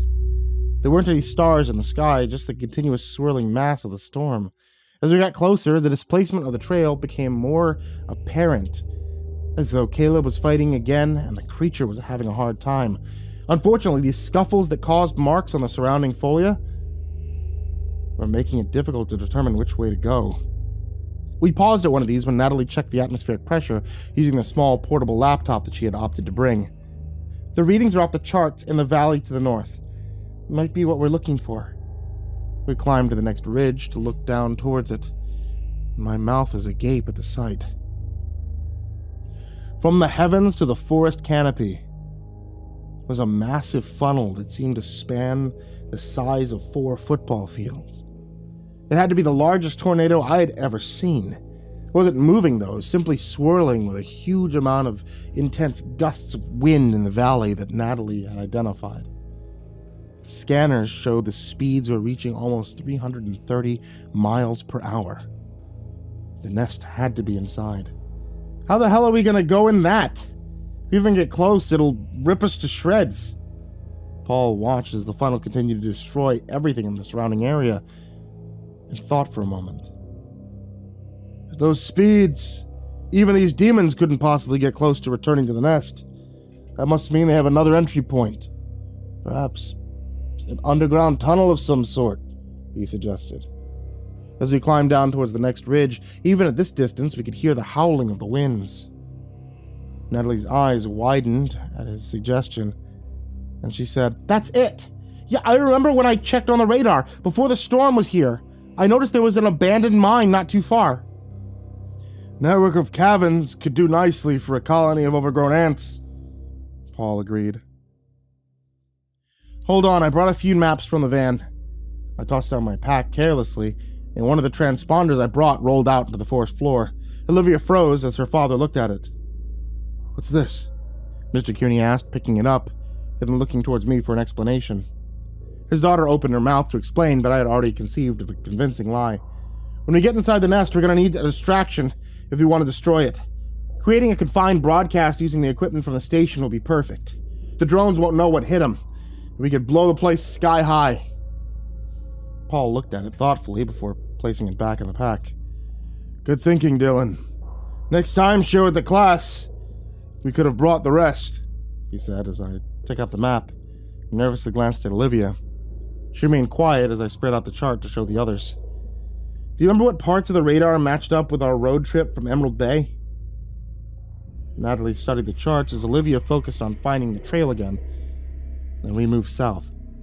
The trees themselves shook violently with each step. It was like walking through a wind tunnel, even from the distance that we were at.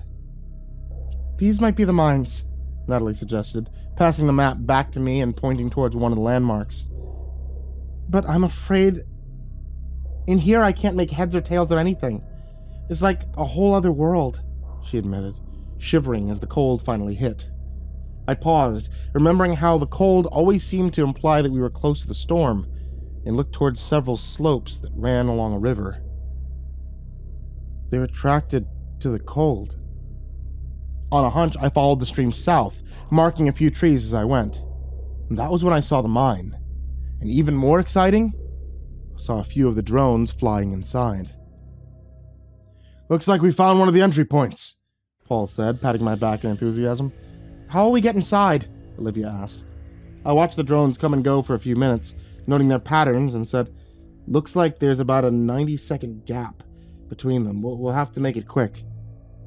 With the howling winds at our backs and a timer counting down in my head, I grabbed Olivia's arm and all four of us moved as one.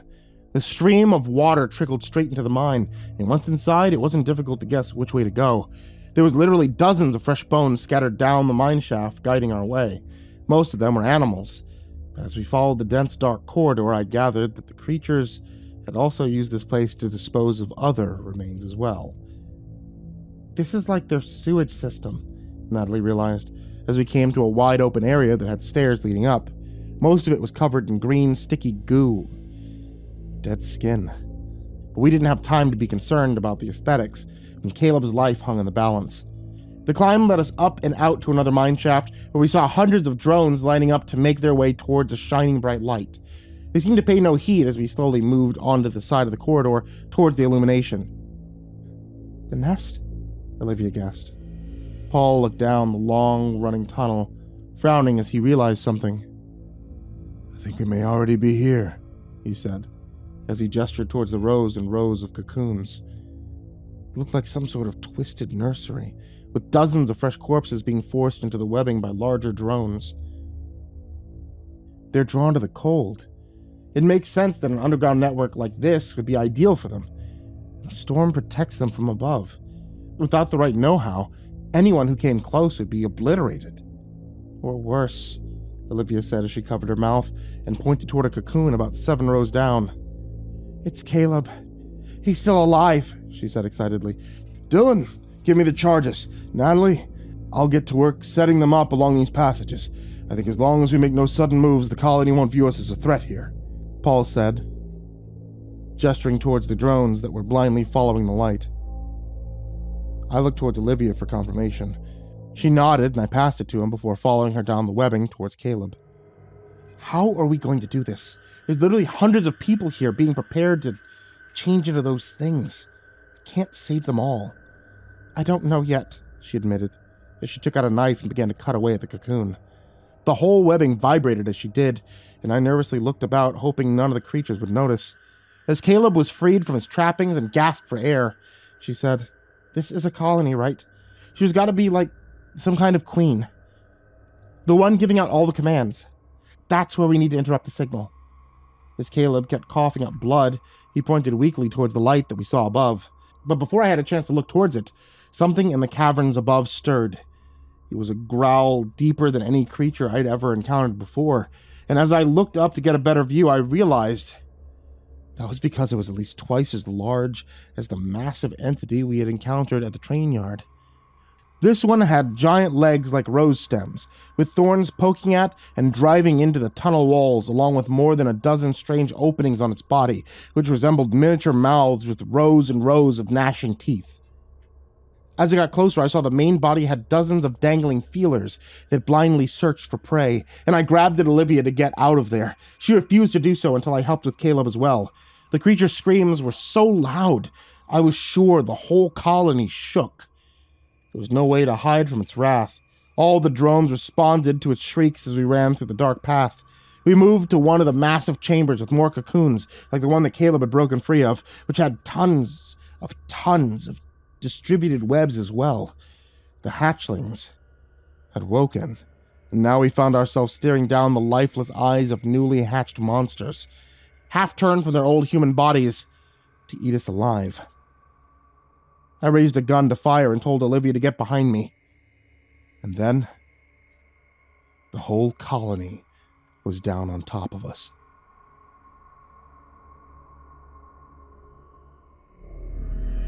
There was no way we were going to live. I saw that from the moment we entered the room. The numbers were too great. I figured, though, that if I was going to die, the least I could do is see that Olivia and Caleb made it out alive. I could tell from the hunter's labored breathing that he wouldn't be able to help in the fight, so I shot as closest to the drones and then shoved them both towards the side corridor of the labyrinth. "I'll hold them off," I told the two of them as I gritted my teeth and watched the massive throng of beasts breathe down on me. Honestly, it would have been over in just a few seconds, but I didn't count on the explosions. A set of detonations shook the tunnel, ricocheting rocks and debris towards the horde. At first, I was sure the blast would not be enough to make a difference, and then in front of me, the floor to this level of the mine simply collapsed. More rock, dirt, mud, and debris fell to block the monsters from reaching me as I heard a voice shout from above. "Don't just stand there like an idiot, Dylan. Run while you still got a chance." Paul. I figured he had set the explosions up, but the timing felt wrong. He had decided to come to our rescue instead of focusing on his main task? Because now with the new devastation that rocked the mine, any stragglers connected to the colony were coming out of the woodwork. There wouldn't be enough time to enact Olivia's plan. We still didn't even know how to reach the core. Part of me wondered as I ran if Paul had suspected what we were up to, but no. As he began to climb away from the upset colony, I realized his main concern had actually been our safety. I pushed to where Olivia was at, keeping an eye on all the surrounding tunnels as I heard the shrieking growl nearer. Caleb was having a hard time even standing up. "He's choking," I realized. He gestured towards one of the packs where we had brought a few simple hunting knives, and Olivia passed me one.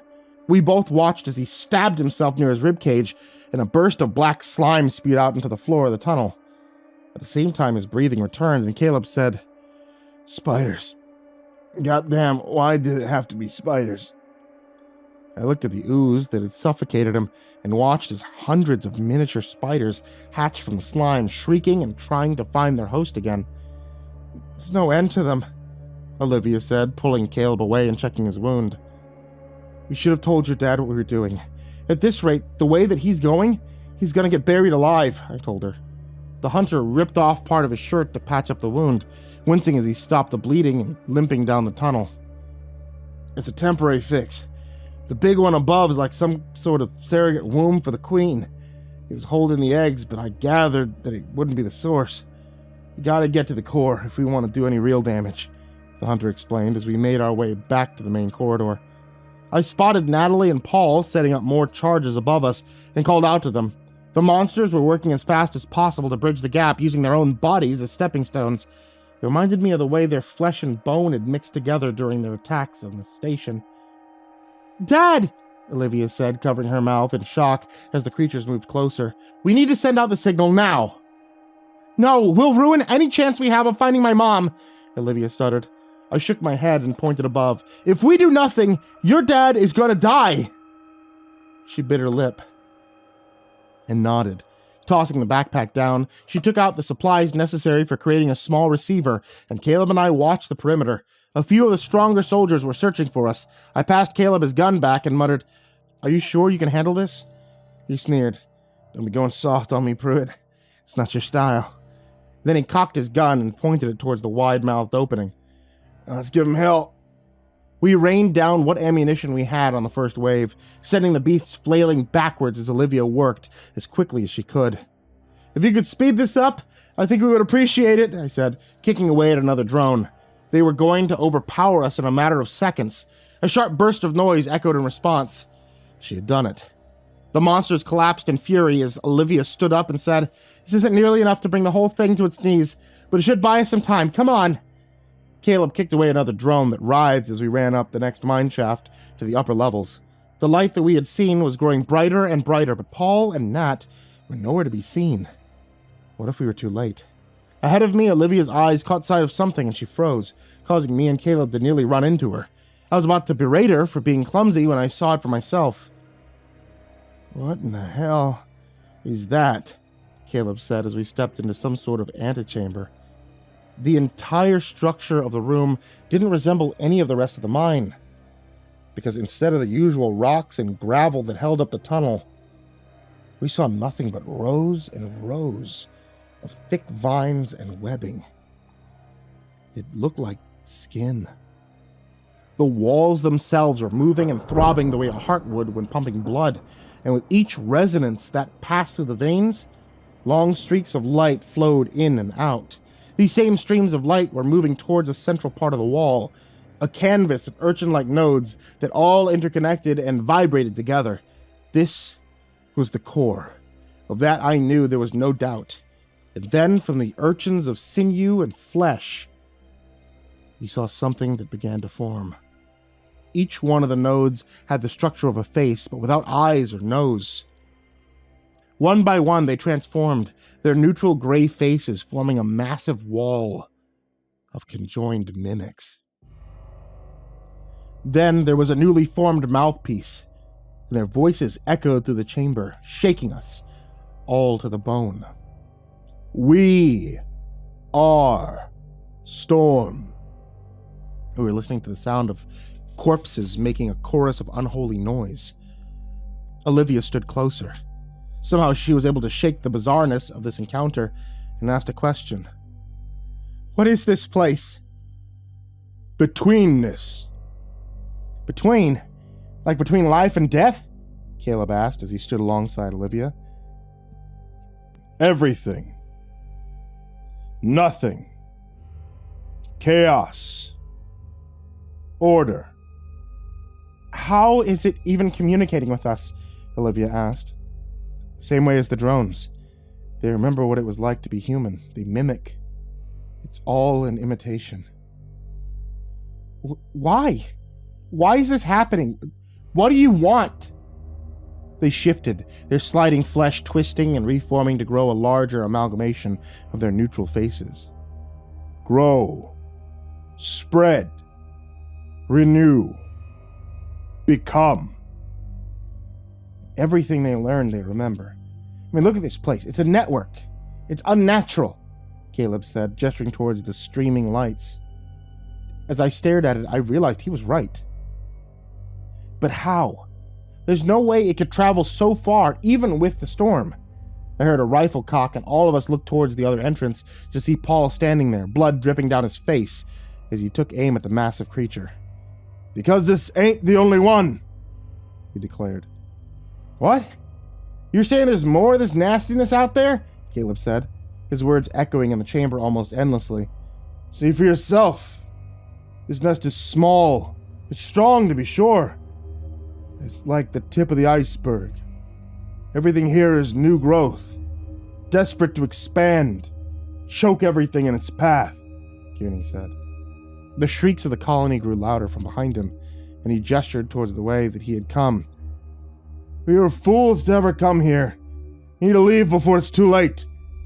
Olivia started to object and show him the receiver that she had built, but I saw the seriousness in Paul's face. You knew we'd try to set up a broadcast.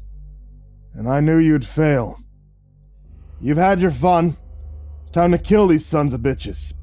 Olivia stared at the skin map, her eyes filled with wonder and excitement. Dad, don't you see? This confirms everything. The storm keeps them alive. Mom, she's still out there. Wake up, girl. It's over for her. How can you say that? I can't let you throw your life away the way I have, Olivia. That was when I saw something dangling from his belt. It shone in the unnatural light of the room, and I immediately realized what it was. He's got a bomb! Natalie backed away nervously when we realized it was about the rest of the C4, enough probably to devastate this entire colony. Dad, don't do this! Has this always been a suicide mission for you? Caleb asked in irritation. Paul's determined eyes stayed on his daughter. Once this place is gone, we can be free. Storm will be gone. But you just said yourself there's others out there. This accomplishes nothing. The monsters are pushing their way into the room. Only the broadcast was slowing them down. From the eastern wall, the faces formed a larger, cohesive frame. A body. It stepped out from the wall, still fresh and new, and tied to the surface of the core with vines that I guessed acted as an umbilical cord. And then the body opened its new eyes and stared towards all of us with mild fascination. Paul's face alone told me it was someone he recognized. His wife. Renee. It is you. He said softly as he stared at the creature in amazement. She's alive? Caleb asked. He didn't want to believe it, and neither did I. I am. I was. I am again. This isn't your wife! I am what comes next. For all. She gestured towards the bomb that Paul held, ready to destroy everyone and everything. Did you not realize that this was inevitable? The nature would always take its course, she asked in the most soothing and sickly voice. I looked towards Paul, the screeching corpses that were desperately trying to overcome the signal, and then I understood. This was a trap. This is a trap all along. It views us as a threat. Because of the broadcast, Olivia guessed, humans have always impeded nature. That must end. Renee's body responded coldly. Paul shook his head, staring towards his daughter. No. No, I won't let that happen, Olivia. Listen to me. No matter what you think, this thing's not your mother. You have to leave this place. Protect the station. Protect all of us. Dad, don't, she said. But it was too late. He had pressed the detonator and flung himself towards the core. The nest collapsed. I found myself free-falling, scrambling to grab a hold of anything solid as the mine tumbled in on itself. When I hit the ground, every ounce of my energy was pushed out of me. I don't know for how long I laid there, but when I did have the strength to move around, the place had dissolved into madness. The creatures were skittering everywhere about the walls, confused like a ship with no compass. I realized as I watched that it had to mean the last detonators Paul had made were a success, and the core of this vile place was gone for good. I heard a grunt not far off and saw Caleb push aside some of the debris to get to me. His whole face was covered in a smear of blood and soot. "Can you walk, Dylan? We need to get out of here," he said. I nodded weakly and looked up as the thrashing sounds of the monster turning on each other grew louder. It would not be long before all of them had killed one another. We made it through a portion of the mine shaft that was still intact, and Caleb took out his only weapon left, barely aiming it towards the next turn as we heard someone approach. "Natalie! Olivia!" I called out as the two girls reunited with us in the dark tunnel. Both of them gave the faintest of smiles under the circumstances, and we all knew it was still a long way to go before we were out of this. Though I guessed that Olivia would want to mourn her father's passing, now's not the time. Caleb and I took the lead as we all pushed through the debris to find our way out. We were as careful as we could be, knowing that one false move could cause more of the place to collapse. We had been going at it for almost 30 minutes when I heard the familiar rush of air from somewhere above us. "The surface! We're almost there," I said excitedly. We began to climb as rain hit the edges of the opening. I flinched, expecting to find the same scorching storm that we had fought for so long. But instead I was surprised to see that this didn't hurt us at all. Had the destruction of the core allowed nature to return to some sense of order? I couldn't pause to think about it rationally because each passing moment, the wailing of the creatures was growing louder. They were tearing apart anything that came in contact with them. With each notch of the ladder, the entire nest shook and collapsed more and more, widening until at last we were out. The four of us caught our breath, and there, on the edge of the mine, the raging wind and storm that had protected us now was nothing but a few gusts. Above us, though, lightning continued to crash and burn across the sky. A few bolts struck near the open maw of the pit that we had just climbed out of, and I heard the roars of the monsters. "We need to get to the van. Now." Caleb pulled Olivia up, and we felt the dirt beneath us begin to shake from the blasts of plasma that struck barely 20 feet away. The rest of the abandoned mine became a sinkhole quickly, pulling trees and other debris nearby into the abyss. I looked down at the angry creatures, their frenzy becoming more and more concentrated with each movement. They were opening their mouths wider and wider, over top of each other, teeth scraping against sinew as they formed a larger unit. It reminded me of the horrific creatures that we had seen attack us at the main station. But this was 10,000 times bigger. The menagerie of flesh and teeth climbing towards us with rapid ferocity. I scrambled to my feet and ran. The wind howled as we pushed through the woods. The whole sky was growing darker as the monsters rose. It had to be the size of a building, roaring to life as it pursued us. "Do we have any explosives in the van?" I screamed. Olivia nodded furiously as we ran with all of our might. Caleb pulled out the keys and tossed them to me as we got closer. I pulled open the door and revved the engine as the creature towered over us.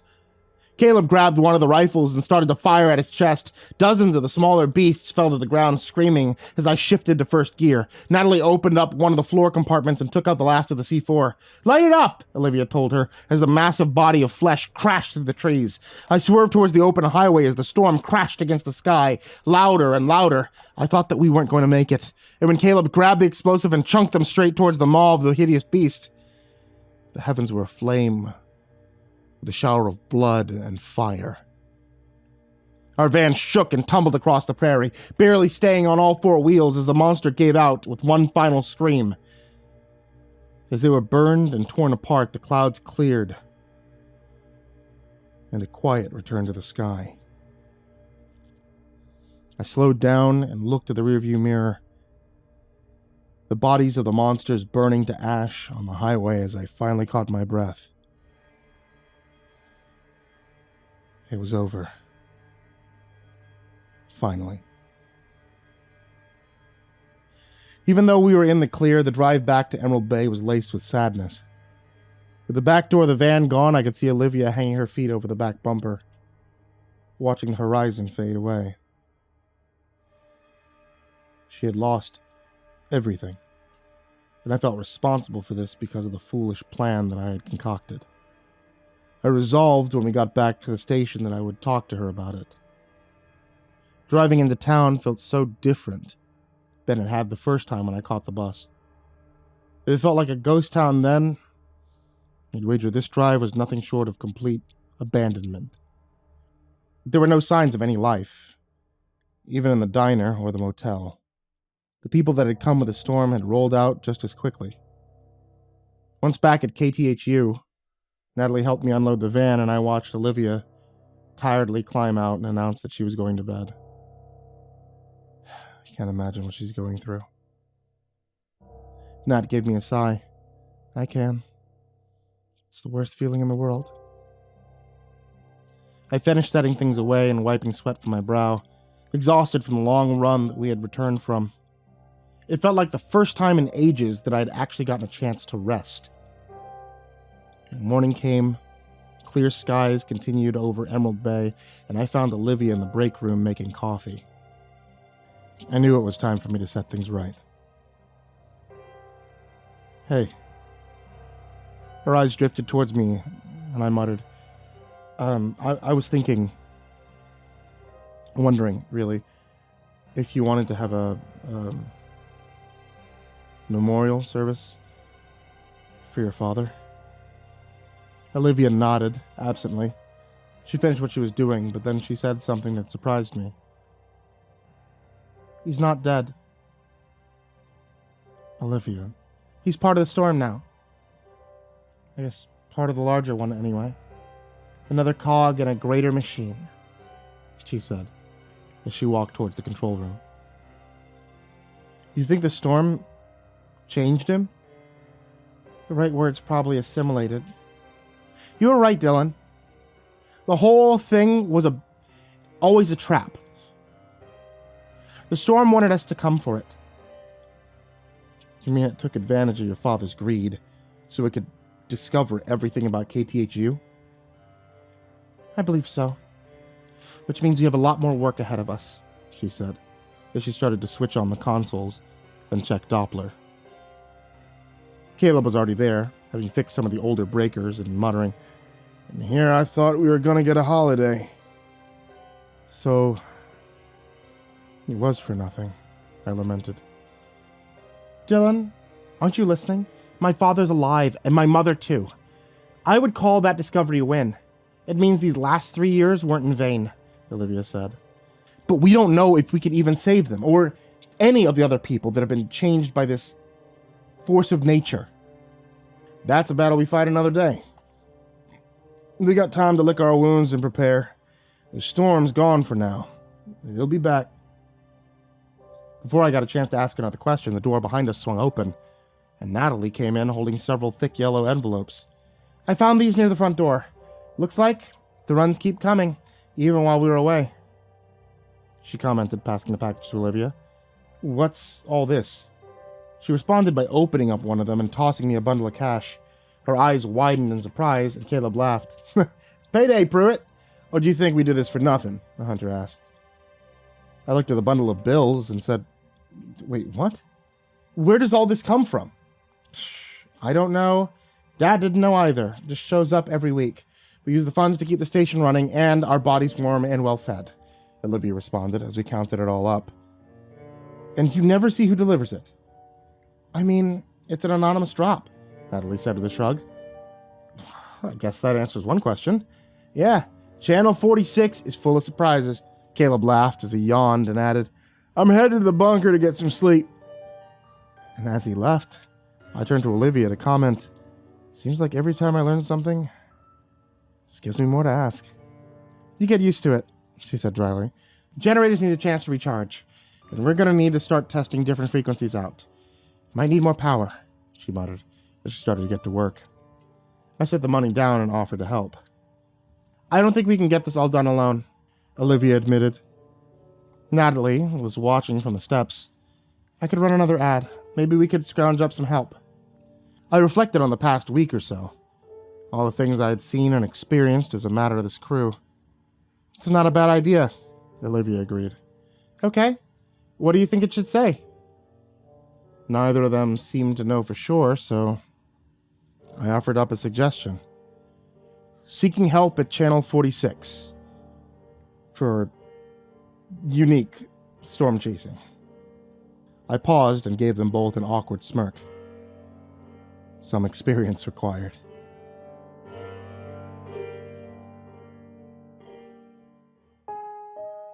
Hey guys, it's still hot out. Like, unreasonably hot out. And you know what's great when it's unreasonably hot out? Iced tea. So if you guys like iced tea, check out Ivory Monocle Tea. That's my wife's loose leaf tea thing she does on Etsy. Etsy.com/shop/Ivory Monocle Tea. You can get a whole bunch of different kinds of teas on there. They can be made hot if you're insane, or they could be made cold if you live anywhere near the equator. So check out Etsy.com/shop/Ivory Monocle Tea, and you can get a whole bunch of different kinds of teas, from the fruity kind to the caffeinated kind to the kind that's named after Creepypasta things, even one that's named after me, my Dark and Stormy Night. And if you ask, when you order that tea, you can get a little MCP dabbing sticker along with it. Oh, also, I don't think I've ever mentioned this, but I sign all the cards if they're like horror-related teas. So if you ever wanted that, check that out. That's the only place you can get it now.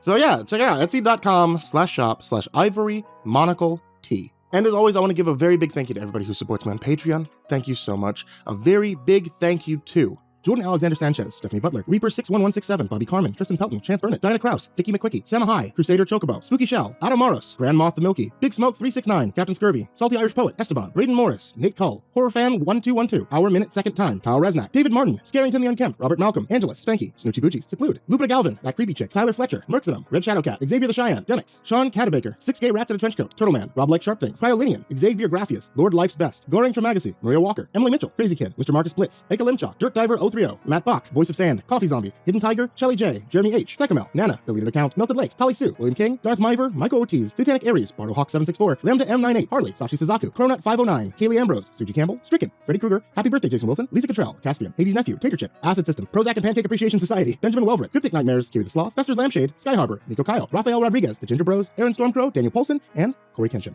As always, thank you guys so much, because you guys help me do everything that I do here. You guys help pay authors for stories and commission stories and do everything that I can do to make this channel and make this podcast the best it could possibly be. So thank you all for supporting me here. And as always, everyone, sweet dreams.